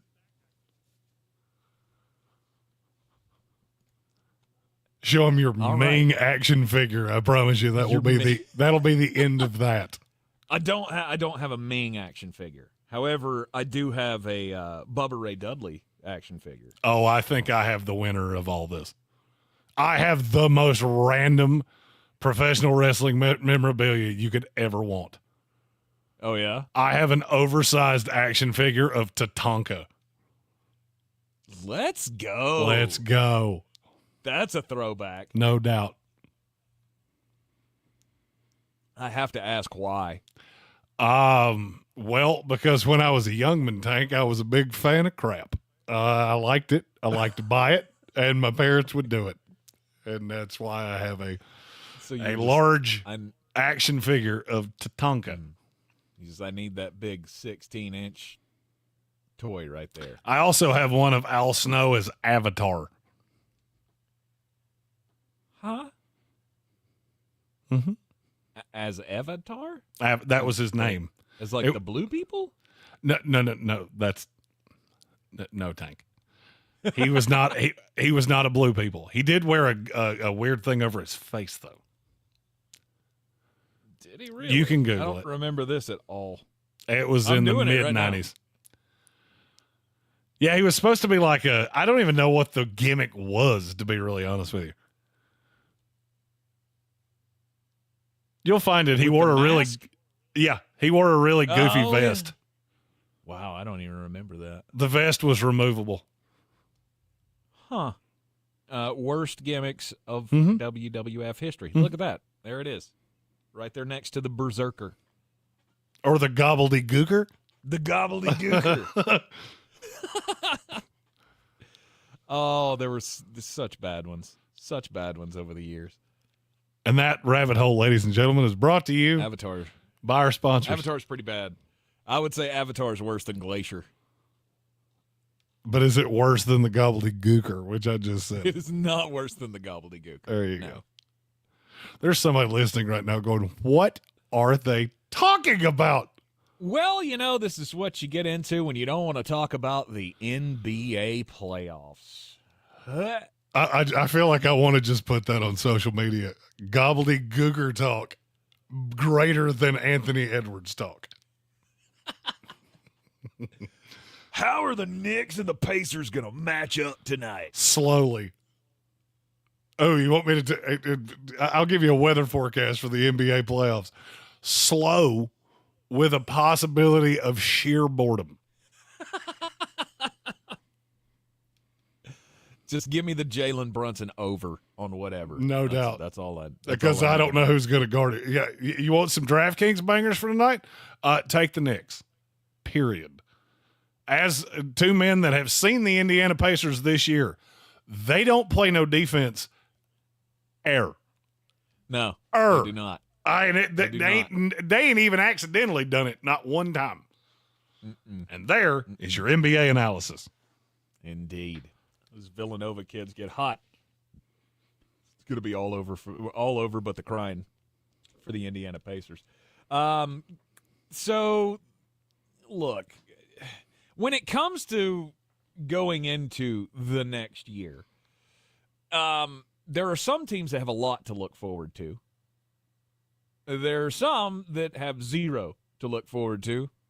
And some of those teams just, punted their first-round draft pick. Like the Denver Broncos did with the Bo Nix pick. I'm trying to see the path here where this is going to get better for Sean Payton.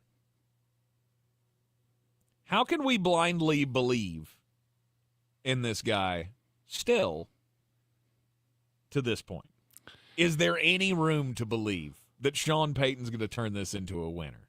Eventually, maybe. Yes. This year, no. I asked literally every source I had in the NFL, what round grade did you personally have on Bo Nix? Do you know how many ones I got back? Zero. Do you know how many twos I got back? Zero. I got more sixes than I got threes. Wow. It was universal. And I had heard that through the entire process. I just wanted to make sure that he didn't gain the ability to fly, or he gained the Ryu ability to shoot Hayukin fireballs out of his hands. Because short of that, I don't think there was anything he could have done that would have changed my grade that much. Right. It didn't happen. So you panicked. You were the only one in the bidding, because I'll go ahead and tell you the Raiders weren't taking him. And now you've wound up with, without a doubt, my new favorite boy band of quarterback rooms. I call them Have You Heard the Good News? And yes, I may have made a CD cover of that. Have you heard the good news? Nice. The first ever Jehovah's Witness quarterback room. You said that, not me. I insinuated it heavily, but you said it. Zach Wilson, Jarrett Stidham, Ben DiNucci, and now your front runner, the door knocker, Bo Nix. Oh yeah, there's no doubt he's the one saying, "Afternoon, ma'am." Yes. Are there any weapons on the property? I don't know that I have ever looked at a quarterback room with less talent in all the years I've been doing this. If you put all four of them together, I'm not sure you get an NFL starter. It is pretty bad. And again, I'm at the point where I can't give you any benefit of the doubt anymore. Like, Sean, you're not getting anything from me. And I'm looking at this roster going, you're going to be terrible. Do me a favor. Name me the position on that Denver roster that is better right now than they were 1 year ago. Well, 16 months ago when Sean Payton took over. Name me the position group. I'll wait. Yeah, I don't have one. There's not one. I did this trying to figure out, okay, you're playing the slow game, and I get that. You got saddled with Russell Wilson. Now you're saddled with a big old dead cap hit. I get all of that. You have not improved anything. As a matter of fact, you have cratered into the ocean at 4 separate positions. Safety, awful. Awful. Wide receiver, awful. Awful.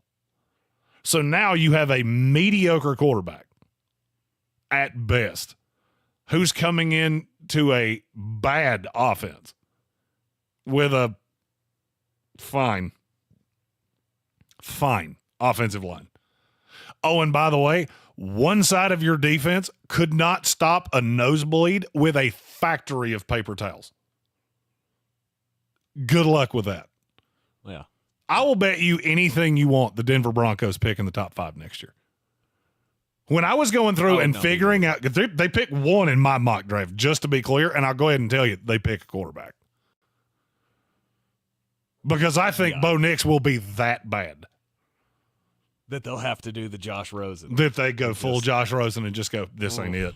This ain't it. Yeah. We can recover or recoup a mid-round pick for him. I'm not sure he can beat out Zach Wilson. And I swear to you, I'm not kidding. I am not sure he can beat out Zach Wilson. Mm-hmm. This is what happens when you panic, though. Mm-hmm. And I am still shocked that Sean Payton even said it in the press conference on draft night. When they talked to him and he said, we all panicked when Atlanta took Michael Penix at 8. I went, excuse me? Are you drunk right now? Come again for Judge Fudge? Right. Did you drink whole grain alcohol at some point in the last 10 minutes? Because that's only something that you should admit if you are completely inebriated. Tastes better, Tank, and the government doesn't put its putrid thoughts in it. Because you just told everybody that, we just really didn't know what to do because that was what we were going to do. And so we went, screw it, Bo Nix. We've been doing vodka shooters all night long because we're just assuming Michael Penix would be there for us to do the stupid thing, which is hilarious to me if they actually believe that. Oh, would you not have liked that better, though? For Denver or? Yeah. Yes. Like if Michael Penix was there, that would have been a pick that, maybe we would have not loved it, but it made sense at least. I mean, if you're just talking about from the Denver perspective, they could have drafted Donnie Osmond, and I would have liked it better than Bo Nix. Both fresh-faced young men. Yeah. One of them is a bad quarterback, and the other is Donnie Osmond. So I have nothing good to say about this because I don't see how any scout walked into that draft room. And I'm going to be honest with you. One of my favorite things that has come out of the last few years is all of this YouTube content where these teams put their own tech guys in the draft room to show you all of these things. Have you noticed that you haven't seen much of that out of Denver? You know why? Yeah. I'll go ahead and tell you why. Because there is no possibility that there wasn't just hours of tape of the scouts going, what are we doing? No, we're not picking Bo Nix, you lunatic. Next thing you know, the pick's in. Oh, this will be good. Denver taking Bo Nix at 12. Not as bad as the Michael Penix pick at 8. But I would argue it's worse. It's pretty bad. I'll argue it's worse. I will argue it's worse. Who got the better player?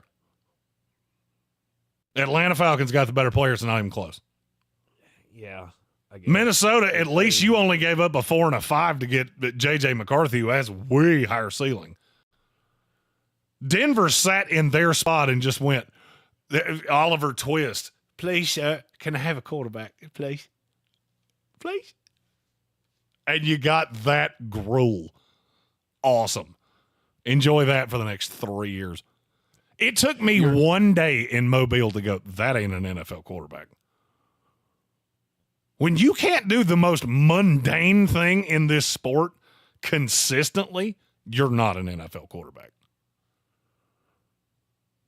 You're in the Sportsocracy. This is ESPN Asheville. Top of the hour break. When we return, we'll continue roasting the draft next. At Sandstone Health and...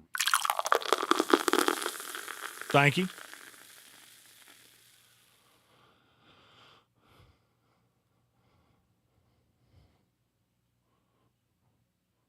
All right, with 1 hour left, this is probably where I could take the muscle relaxer and be okay, right?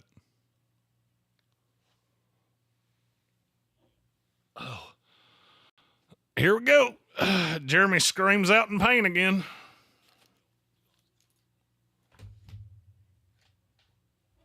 Oh, God.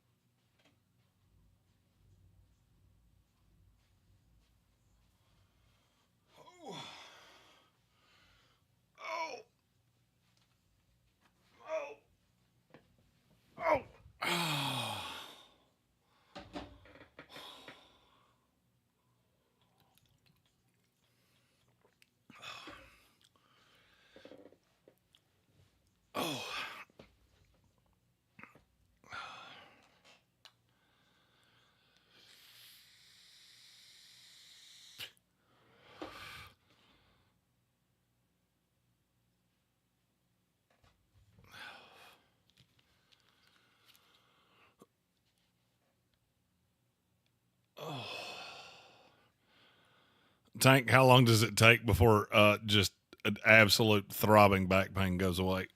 Oh.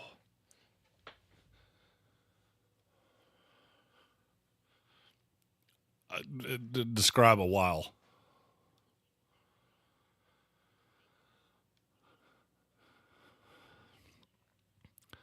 Well, I mean, I re-referenced the hot bath that I took earlier that I had to roll out of like a beached whale.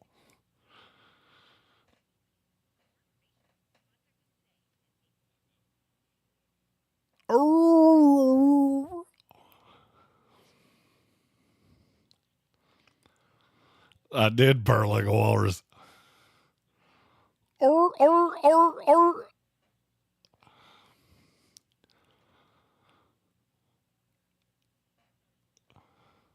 I did pull myself out of the bathroom like Lieutenant Dan, like I will not die like this.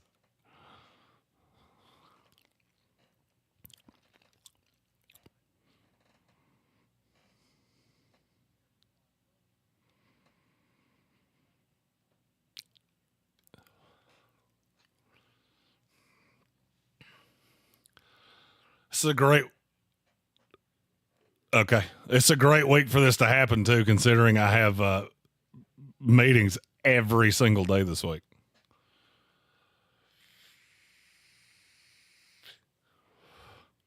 several of which I have to stand in front of a room of people and talk about things.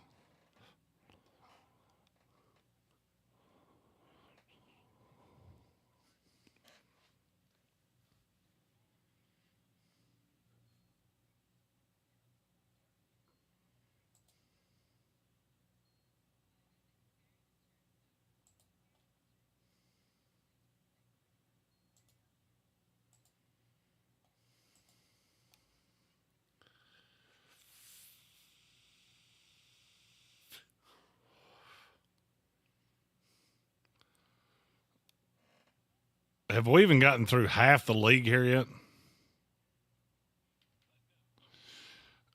Well, we could do half the league today and then the other half tomorrow.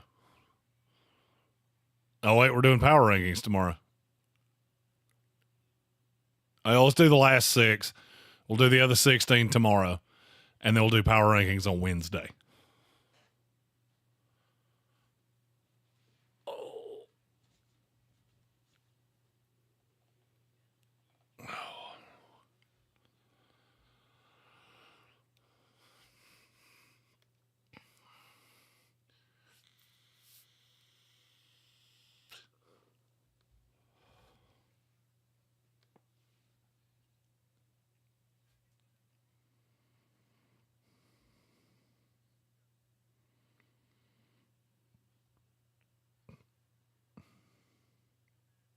Live from the Ingles studio.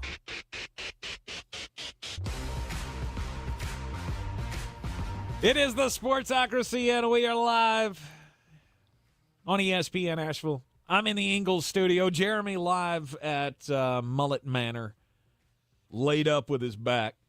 Jeremy is in the groaning sounds. Jeremy is in considerable pain. I waddled into my kitchen like Oswald Cobblepot in the break, and I am just glad nobody can see this. I hate to laugh because I have been there with bad back, and that's a rough go. But David Bankston Errant in the YouTube comments says hearing nothing but this audio during the break makes it sound like Jeremy needs more fiber in his diet. Yeah, it did kind of sound like you were trying to have some kind of a food baby there, and that's not doing anybody any favors. Well, here's the thing. I was trying my best to not yell obscenities at the top of my lungs because that's what I wanted to do. Yeah. So put some ice on that thing, get some icy hot or something, and just rest it. Just rest Well, I tried to take a hot bath earlier, and that didn't quite go my way. I needed a nurse to assist me out of the bath, and I didn't have one. But you did have one, which led to me having to crawl out of my bathtub like a big wet walrus. And I hope. Oh God! Oh, that was an image that I didn't need. Yeah, it was an image I didn't need either, and I lived it. I saw it. POV, bruh. Oh, not good. It's just future reference. It's never a good idea. Never a good idea. If your back isn't working properly, to put your fat ass in the floor. Not a good idea. I did twice. I put it in the floor when I got in the tub, and then I crawled along the floor trying to find something to help me get up. Getting older sucks, doesn't it, Jeremy? Oh, it was not great. I don't even want to tell you how I got out of the floor. That required a step ladder that I had to assemble from the floor. Oh, so good.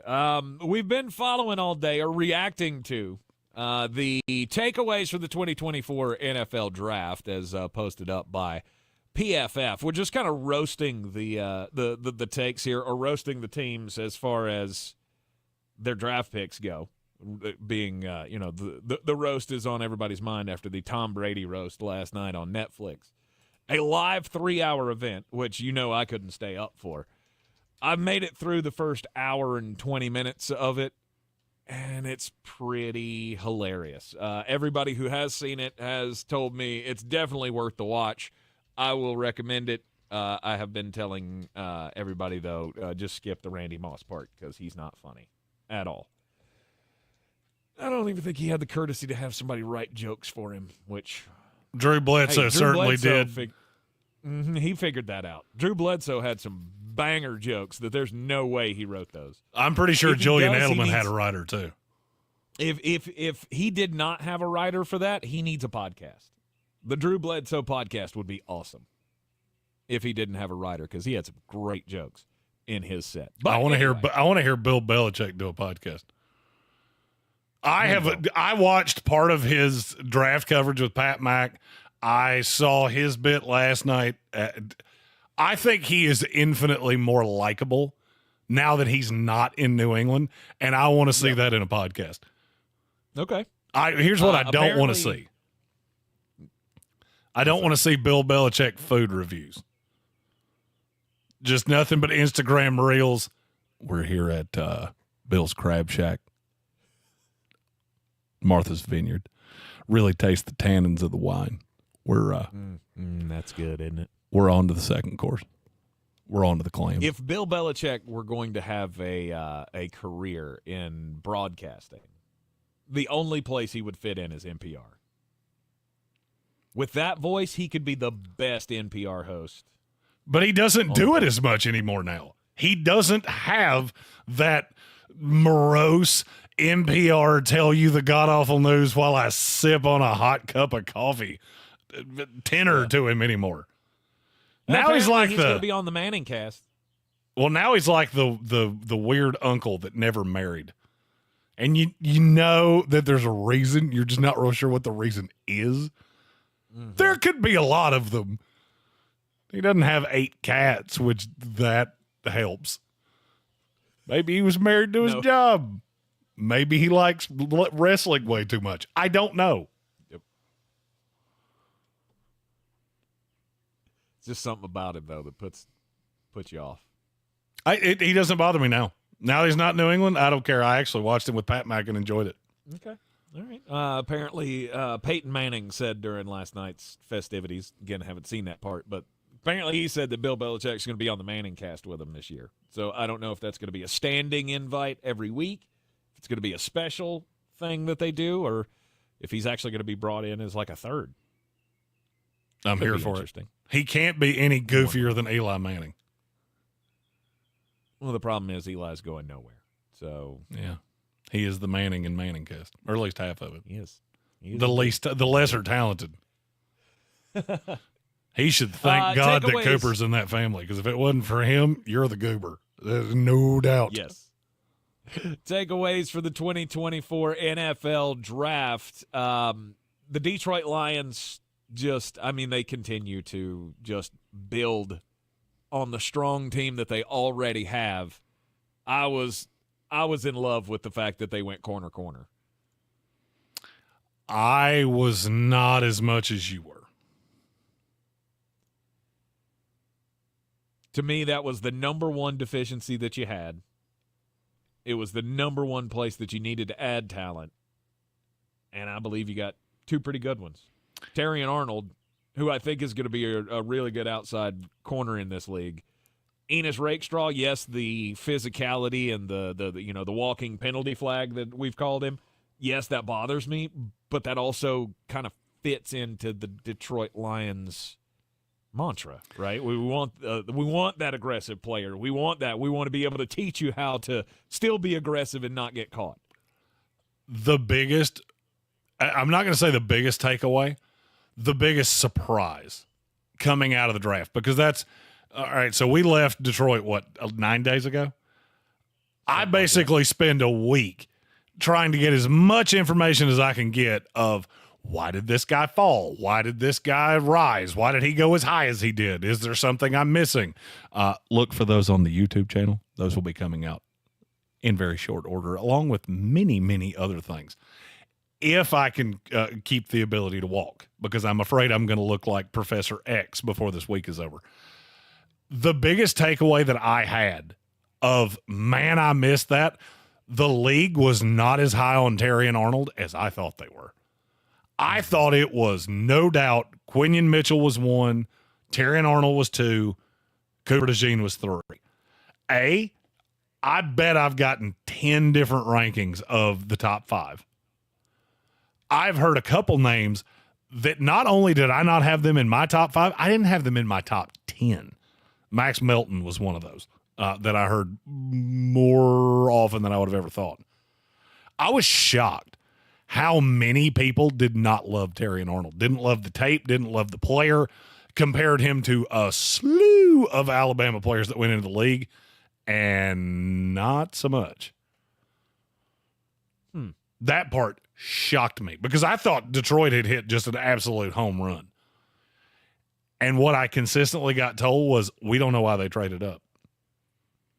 They could have sat right where they were. Terrion Arnold would have fallen right in their lap.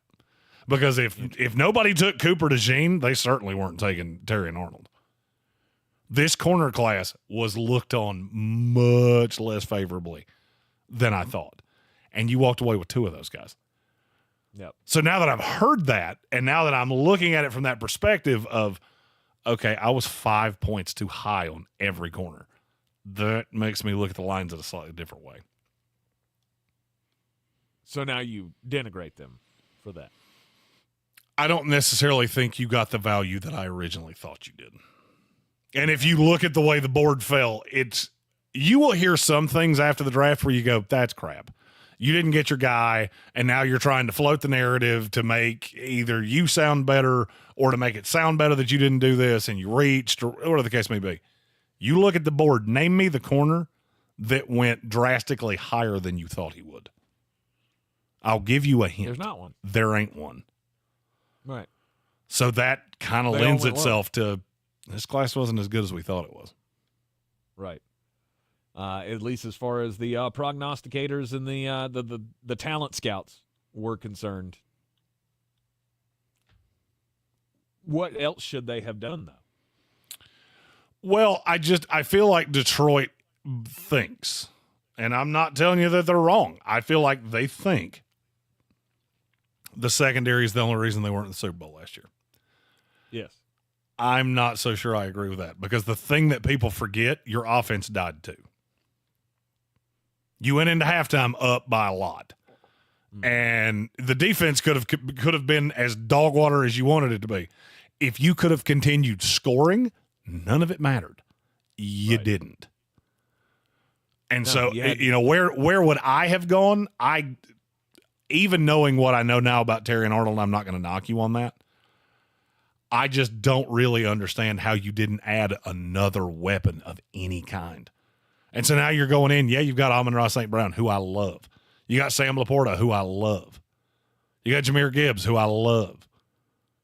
What do you have after that? Would I not feel better about this if you had added a Keon Coleman or if you had added, even one of those guys that fell into the mid-rounds, a Tez Walker, somebody that can beat you over the top. But because you're counting on Jamison Williams, who I don't believe in at this point. Yeah, it's Jamison Williams and Khalif Raymond, who was fine at times as your 4th option. Or I'd like it a lot better if he was your 5. Yes, I would agree with that. However, this is another one of those rooms that I look at and go, you've got the superstar in Amon-Ra. Yes. You've got a question mark in Jamison. I don't know that he's a question mark anymore. I think we know what he is. Really? I think we know what he is. He's really, really he's Xavier Worthy. He's the same guy. You're really, really fast. You cannot get open. You cannot stay on the field. You just have issues. You're not a receiver that belonged where you drafted him. Happens to all of us. He's going to hit a deep one every now and then, but for the most part, that's few and far between. Khalif Raymond is the second most trusted target that you're going to have outside as the wide receivers are concerned. And then it's just a whole bunch of dudes after that. And none of them really do anything for me. No. So, I just look at that and go, really? You needed to add a second bullet into that cornerback room after you had spent so aggressively on that room in free agency? I just don't necessarily get it. Yeah. Because all of these things can't be right. It's not physically possible. You're not going to play 6 corners. So you added Carlton Davis in a trade. You added Mosley in a trade, or you signed Mosley, excuse me. Now you've drafted 2. I mean, are you just throwing it against the wall to see what sticks? Because that makes me think that you think everything else is in place, and I'm not so sure of that. Mm-hmm. Defensive upgrades for the Green Bay Packers. Was that the highlight? Was that your takeaway from the Green Bay Packers draft? That they were able to add enough talent to make the middle of the defense better? My big takeaway from Green Bay is they are the most maddeningly inconsistent team I think I've ever seen in my life. And they do this every single year, where they take the guy and you go, that's a home run pick. Just couldn't have done it any better. And then they come back one pick later and take a guy that just blows your mind of what in the world did you see there? And they're right sometimes. But Green Bay, for me, is the exact opposite of Baltimore. Baltimore takes the guy that we all know is good, the TJ Tampa, the Tez Walker, who I mentioned a few minutes ago. We all know those guys are good. We know they have warts, and we know that if you're counting on them, it's a problem. Baltimore sits at the end of rounds and just collects talented players and then puts them in mothballs until they're ready to produce. Green Bay starts taking wild swings at players that don't make a whole lot of sense. Sometimes they work out. Sometimes they don't. My big takeaway from Green Bay, you damn well better be right about Jordan Love. Because if you're not, this is going to age like a dairy product. And I'm just not as convinced that I'm not as convinced that he is what everybody's billing him to be. I feel like we've all done a 180 on Jordan Love, and now we've gone from we're wrong about how bad he is to we're wrong about how good he is. There is a median here. Not everything has to go full 360 to where you're pointing in the opposite direction. It'd be 180, I guess. Yeah. 360 would put you right back where you started. Mm-hmm. But we saw it work last year, right? We saw it work with these young targets that they have. And it's hard to for believe half a that season. It's not going to get better. You saw it work for half a season. Mm-hmm. And then you saw it work in a playoff game where the Dallas Cowboys literally melted down on themselves. If you go back and look at who they beat, which we have done on this show, it ain't that impressive. But we're treating this now like Jordan Love's just a no doubt top 8, top 10 quarterback in the league. No, he's not. Okay? No, he is not. Even on what I saw on the highest side last year, he's still not a top 10 guy. But you're treating this like you have that guy. The league is treating you like you have this guy. And I'm telling you, I've read this book. This is the Baker Mayfield book of you're getting sold snake oil, and the minute you pay him, you're going to very quickly see,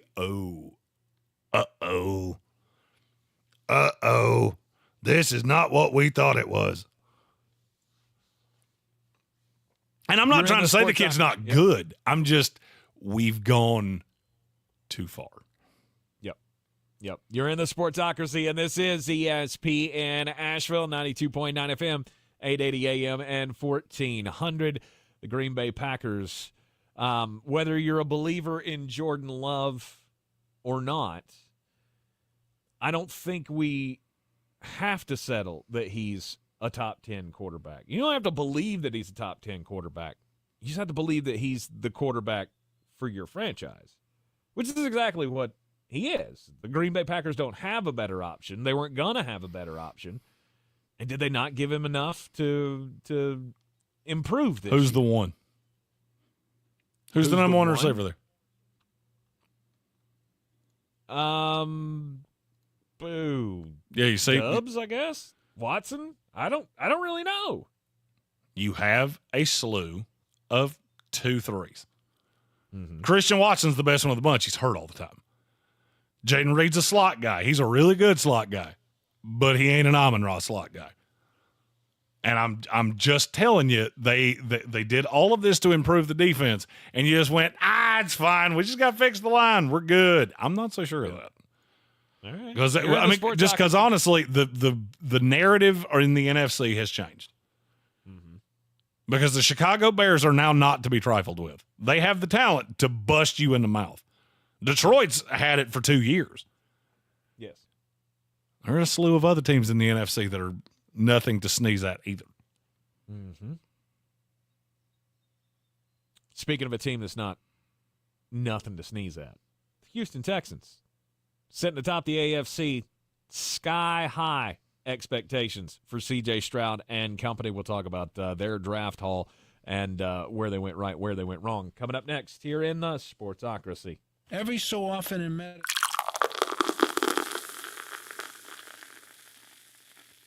Yes, sir.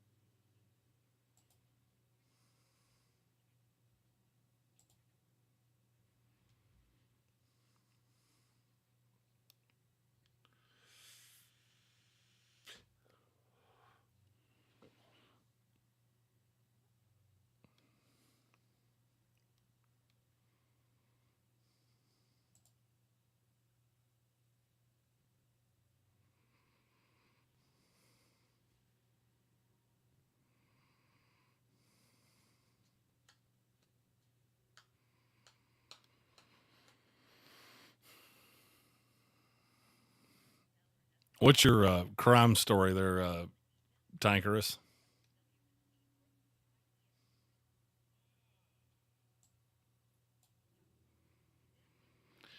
Is it about a sheriff's deputy that was also an outlaw biker? Just making sure we didn't have the same one.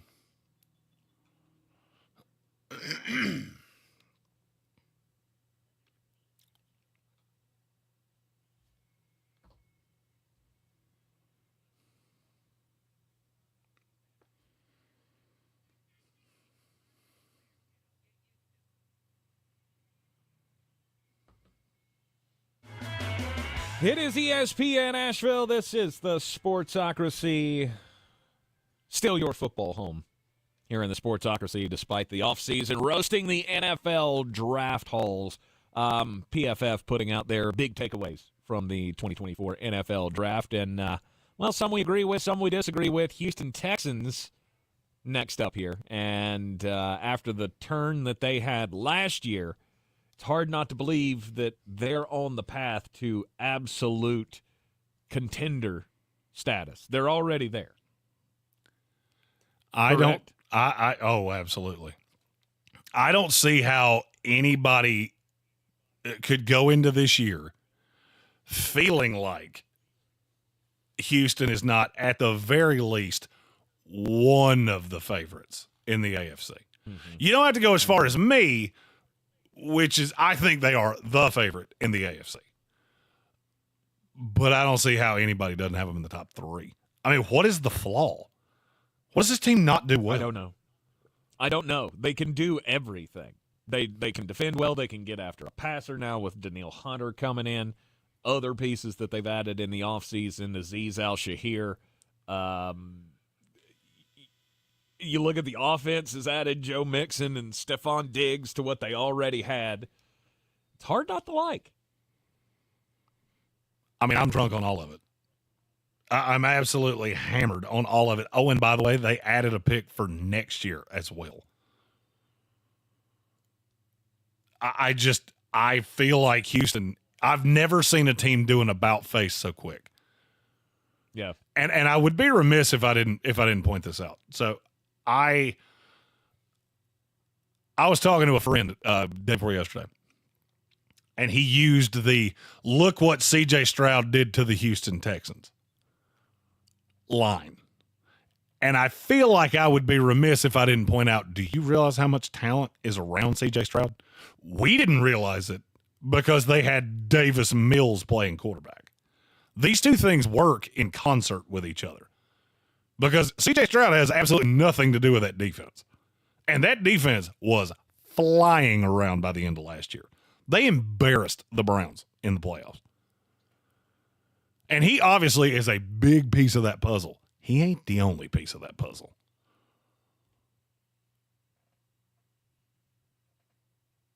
I love what they built. And I never would have thought 3 years ago if you'd have said that this team was going to be a threat to win a Super Bowl in 2024, and I told you were crazy. Oh, I will say, going back and looking at my 2023 NFL draft grades and seeing Gary Busey's face on the Houston Texans, I went, oh, that didn't age so hot. That aged like a dairy product. Yes. Hey, swing and a miss sometimes. But last year was, many of us could not have seen it coming. I would imagine that even D'Amico Ryans couldn't have expected that it was going to go that well. And he ended up being 10-7, winning the division. And now, with all of the pieces that you've added, all of the holes that you filled on defense, getting the star running back, getting the number one, no doubt, wide receiver, there's no thoughts that you're not going to win this division, that you're not going to be in the playoffs, and that you're not going to threaten to win it. I don't know who could stop them. My question is, how do they handle that? Well, I mean, there is a big thing to handling success. You have guys that are in there. You have a slew of guys that are very young in this league. So how you handle success is probably the biggest impediment to Houston. I mean, I'll go as far to say there's nobody in this division that's going to beat them. They might beat themselves, but I don't see a team in this division that can just outright beat them. No. Did you put any stock into the J.J. Watt thing, or did you think that was just lip service? I don't think it's lip service. I mean, I think at any point, if I'm a former player and I still feel like I got it, and I've got an attachment to a team like J.J. Watt has to the Houston Texans, you need me, call me. I'll be there. What do you think need would have to be? Injury. Like Danielle Hunter goes down with an injury. You lose one starter off of that defense, and I'm in. See, to me, I read that and I saw it, and my thought would be, if I was D'Amico Ryans, I would go, hey, because he wasn't a wide tech player. He was a 3-4 end. Mm-hmm. I would look at that line now and go, well, I mean, here's the thing. We don't play the same kind of defense that you did. But I could always use an interior situational pass rusher that played inside of Danielle Hunter, played inside of Will Anderson, and could get pressure from the inside. That would have been the first thing I said. I don't know what you are. I don't know what you've got left. But if you're open to it, I'll bring in for a shot right now. Yeah. But we need to have a mutual understanding of if you ain't got it, you've got to walk away. Because you cannot force me to cut you. That would be ugly. Yes, I would agree with that. But I mean, this goes back to the Tom Brady days in Tampa Bay, and even the latter years in New England. Guys are going to want to come play for this. Guys are going to want to jump on the bandwagon here. J.J. Watt wants to come out of retirement to try to chase a ring with the team that brought him into the league. I don't see a problem with that. Jackass. I don't think D'Amico Ryans have a problem with that. Jackass asked us in the YouTube comments if we think the Texans would regret adding a bad culture piece like Stefon Diggs. Stefon Diggs is never a headache in the first year. There's absolutely no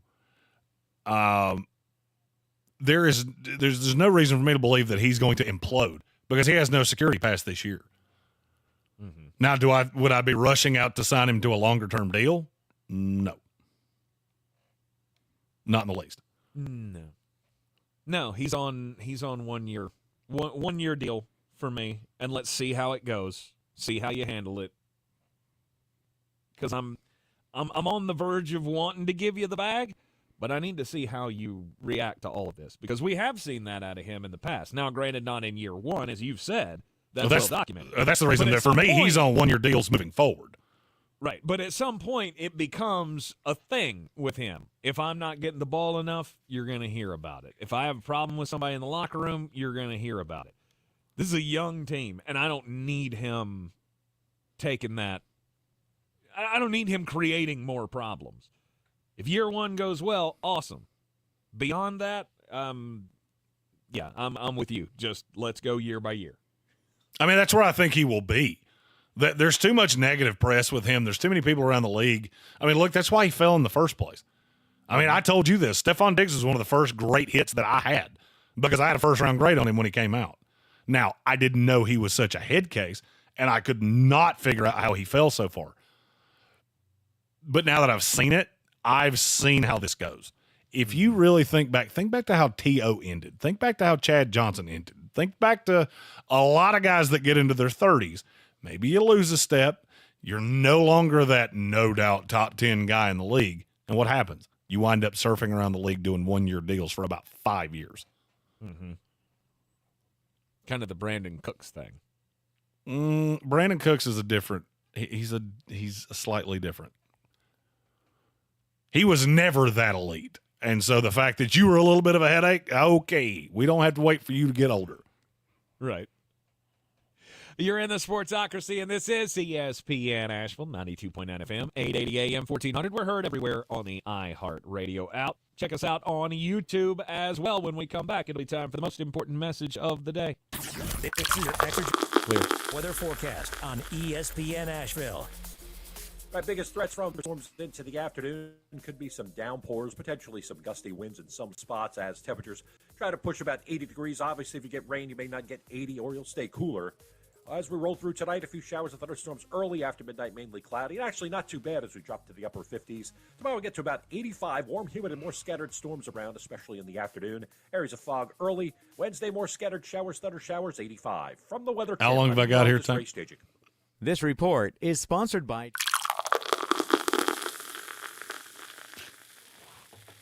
If you haven't heard back from me with 15 seconds to go, throw another commercial in it. I got to run to the potty, and it's going to take me a minute because that means I have to get out of the chair.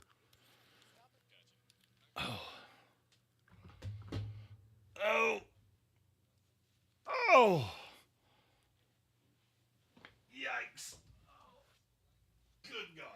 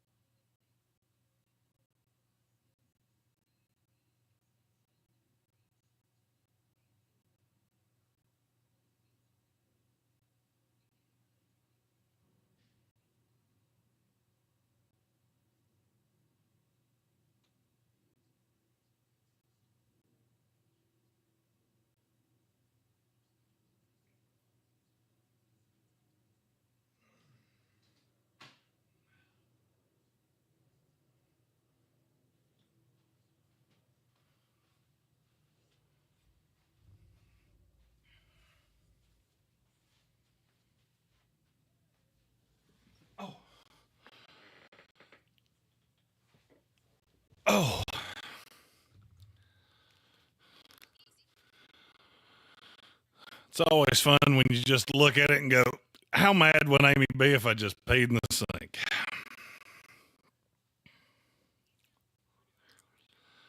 I didn't. Oh, I mean, the neighbors are probably not happy at the screaming that it was yielded from me having to bend over to lift the seat, but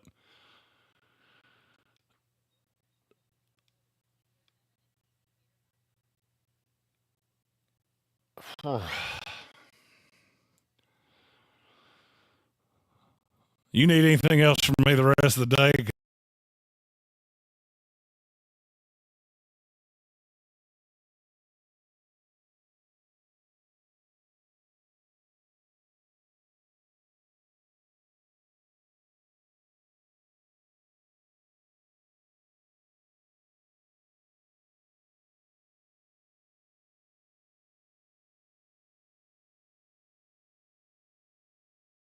Because I think me and Mr. Computer have a date with my bed. I'll finish everything else I got to do from the bed, but I've got to get horizontal. I can't feel my feet.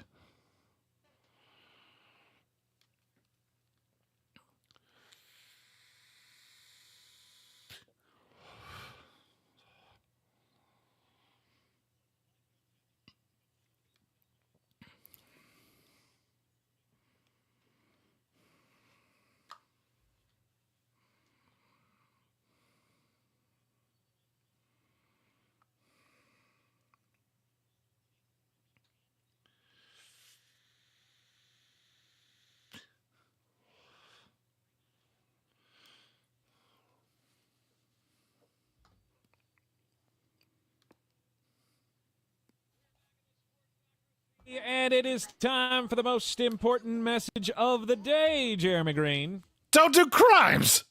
There we go. Long distance don't do crimes from Mullet Manor.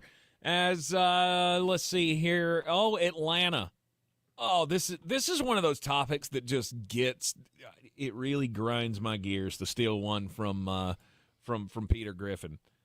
The whole squatting thing, ridiculous. I don't even kind of understand it. I don't get how you can just go and say, hey, nobody's living in this house. It's mine now.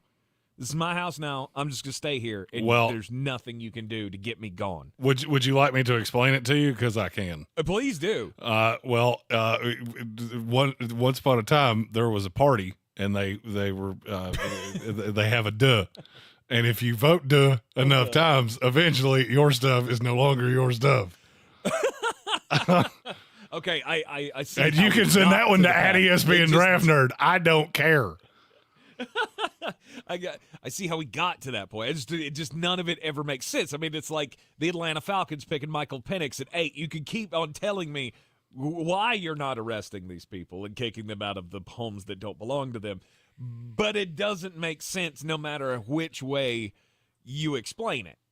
Now, over the weekend, Georgia police arrested 6 squatters after they took up residence in they're calling it in this story, a $500,000 home, which I guess if you're from Atlanta, $500,000 home, looking at the picture, man, that's a pretty nice house. When I see $500,000 house, I go, oh, wait, that's a ranch-style house in Asheville, North Carolina. That's a 2-bedroom, 1 bath on a street named after a state. Exactly. No, this is a much bigger house in Atlanta. Money goes further in Atlanta on real estate. Make that make sense, as opposed to being here in the Asheville area. But they've been in this house for 5 months. The cops have been called several times. They've gone down the legal avenues of getting them out. And finally, they found their way out. And the only way that they were able to get the squatters out of the home was because they went one step too far. They actually committed a crime that police care about, or I guess can actually prosecute. They stole the neighbor's car. They stole the neighbor's car, and that was the only way that they were able to get the squatters out of the house. That is absolutely ridiculous to me. I thought you were going to say they set the house on fire, and I was going to clap. No, they stole a neighbor's car, and that was cause enough to be able to get these people out of the house. You said this was in Atlanta? Yeah. Not the fact that they just randomly took over a house. Only in America can a party have a logo of a jackass. Things like that happen, and it surprises people. I'll never understand that. My story comes from San Bernardino, California. It's about a man named Christopher Bingham. He was a member of the sheriff's department. He worked in the correctional facility. He was a guard at the jail. But Mr. Bingham had a second life. He was known as Charles Tate, and he was a member of the Mongols Outlaw Motorcycle Gang, which apparently the San Bernardino Sheriff's Department had no clue of. So he was arrested. He was arrested, and March 23rd. They were tipped off that apparently Mr. Bingham was giving some information to his mongrel friends who were detained on the inside. So they searched his house. Would you like to take a guess at what they found? Crimes. 160 firearms, firearm accessories, explosive devices, along with a multitude of Mongols paraphernalia, including a fully patched leather vest with Charles Tate's name on it. Mm-hmm. Now, you would think that would be enough, except for the fact he posted bail. What do you think they did when he posted bail?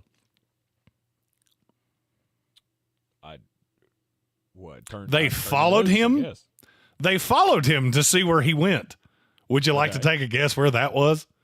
To the mongrel hideout, where he picked up a Remington 870 less than lethal shotgun, which he had stolen from the sheriff's department and stashed at his safe house, along with a machine gun, a short-barreled AR-15, 2 explosive projectile devices, and 4 gun silencers.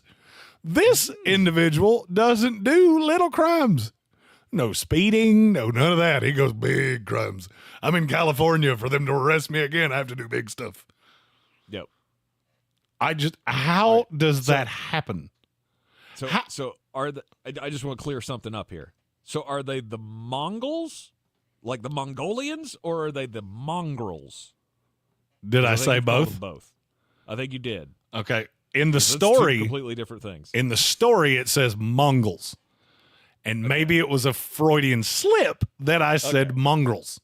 Yes. Okay. All right. Just want to make sure that this was like the Mongol gang is like, they're the Mongolians, or that's what they're supposed to be named after. Here's just stray dogs. Here's my question: at what point did they figure out that Mr. Bingham had a second life?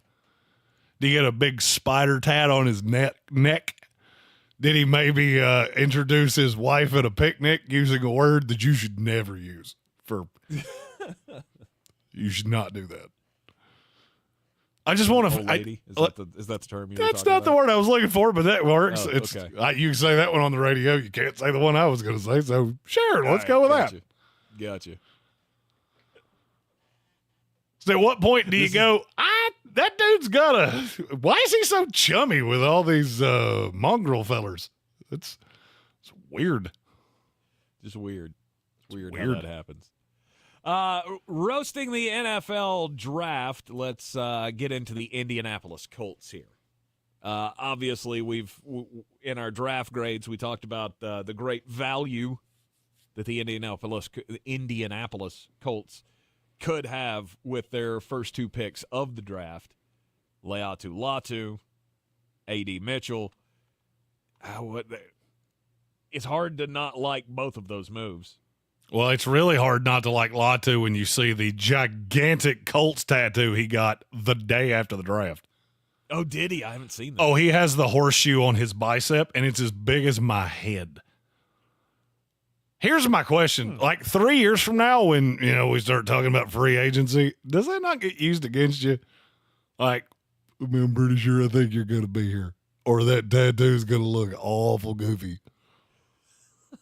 I can always get it covered up. That's true. I was trying to find a picture of it. I couldn't see. I don't see Pat Mack did a story on it last week. I saw it on YouTube.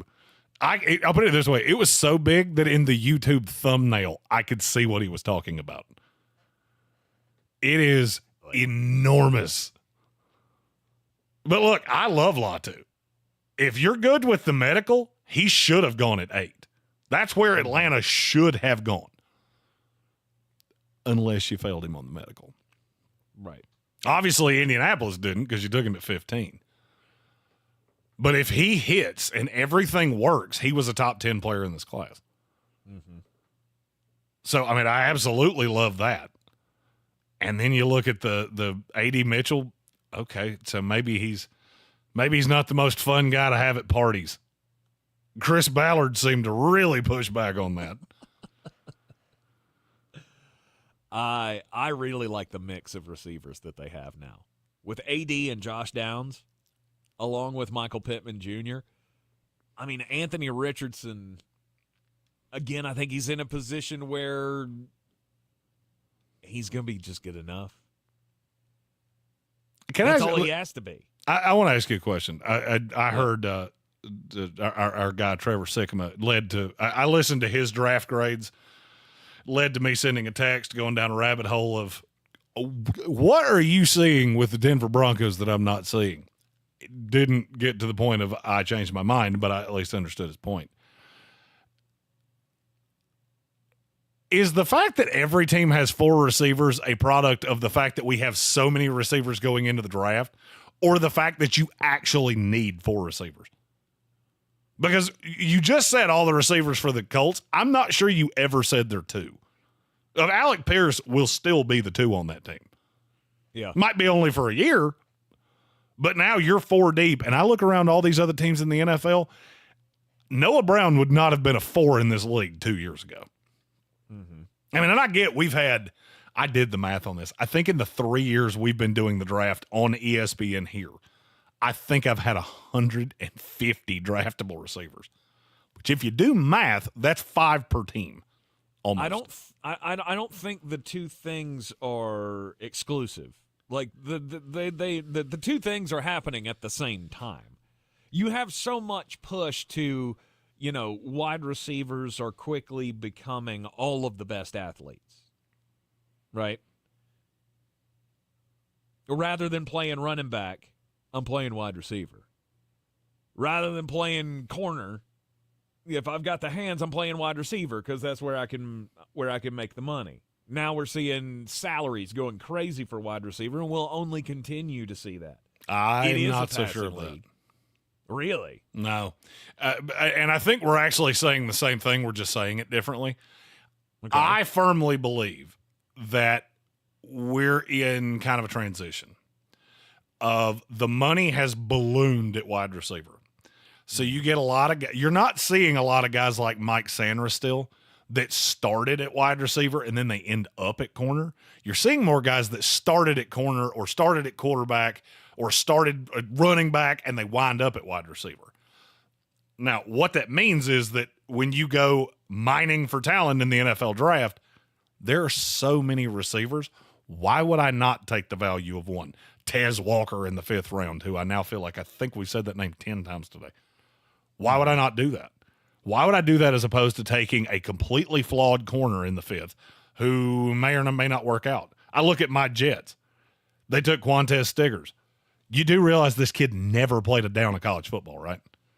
He was defensive rookie of the year in the CFL. That was enough to take him as, I want to say, the 20th corner in the class because there just weren't that many. There's not that many guys you can look at and go, I see an NFL future there. Meanwhile, you've got 70 at receiver. If you do that for enough years, eventually you're going to have teams that have 4 or 5 receivers. It's harder to find running backs because so many high-end athletes are moving away from running back. And so I almost think that the talent pool is what's doing that.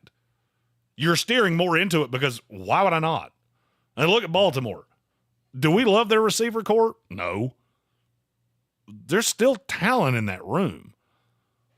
That would have been a very stereotypical wide receiver room 8 years ago. You got 2 first-round picks, one of which you probably missed on. He's had some injury problems. One we think was an absolute home run, and then just a slew of dudes. In the NFL now, it's one of the 5 worst rooms in the league. Because you have to have it. Because you have so many good wide receivers, it makes it worse that you don't have a good receiver room. When the Indianapolis Colts go 4 deep of guys that could be starters on practically any team, that would be starters on your team, that's pretty bad. Any 4 of those receivers are better than anybody outside of Zay Flowers on that team. Right, or in that wide receiver room. And it's not close. Josh Downs, A.D. Mitchell, Alec Pierce. All of them far and above Rashad Bateman. That's your 2. It makes it worse when you don't have a wide receiver room that's loaded, and then you see teams like Indianapolis, like Cincinnati has been. You can go down the list and just go, wow, look at the Chicago Bears now. You have to have talent for your quarterback. I don't feel like that's a groundbreaking take. I wouldn't necessarily say it's groundbreaking. I guess. I just think it's and I go back to the money. You were talking about receivers getting all this groundbreaking money. Well, when there's this many of them out there, you're not going to keep seeing that. And I'll tell you who the first one's going to be. It's going to be Brandon Ayuk. They have tried everything short of giving him away because they have no intention of paying him, and nobody is biting. Which makes me think when he hits the market, what is that market going to look like?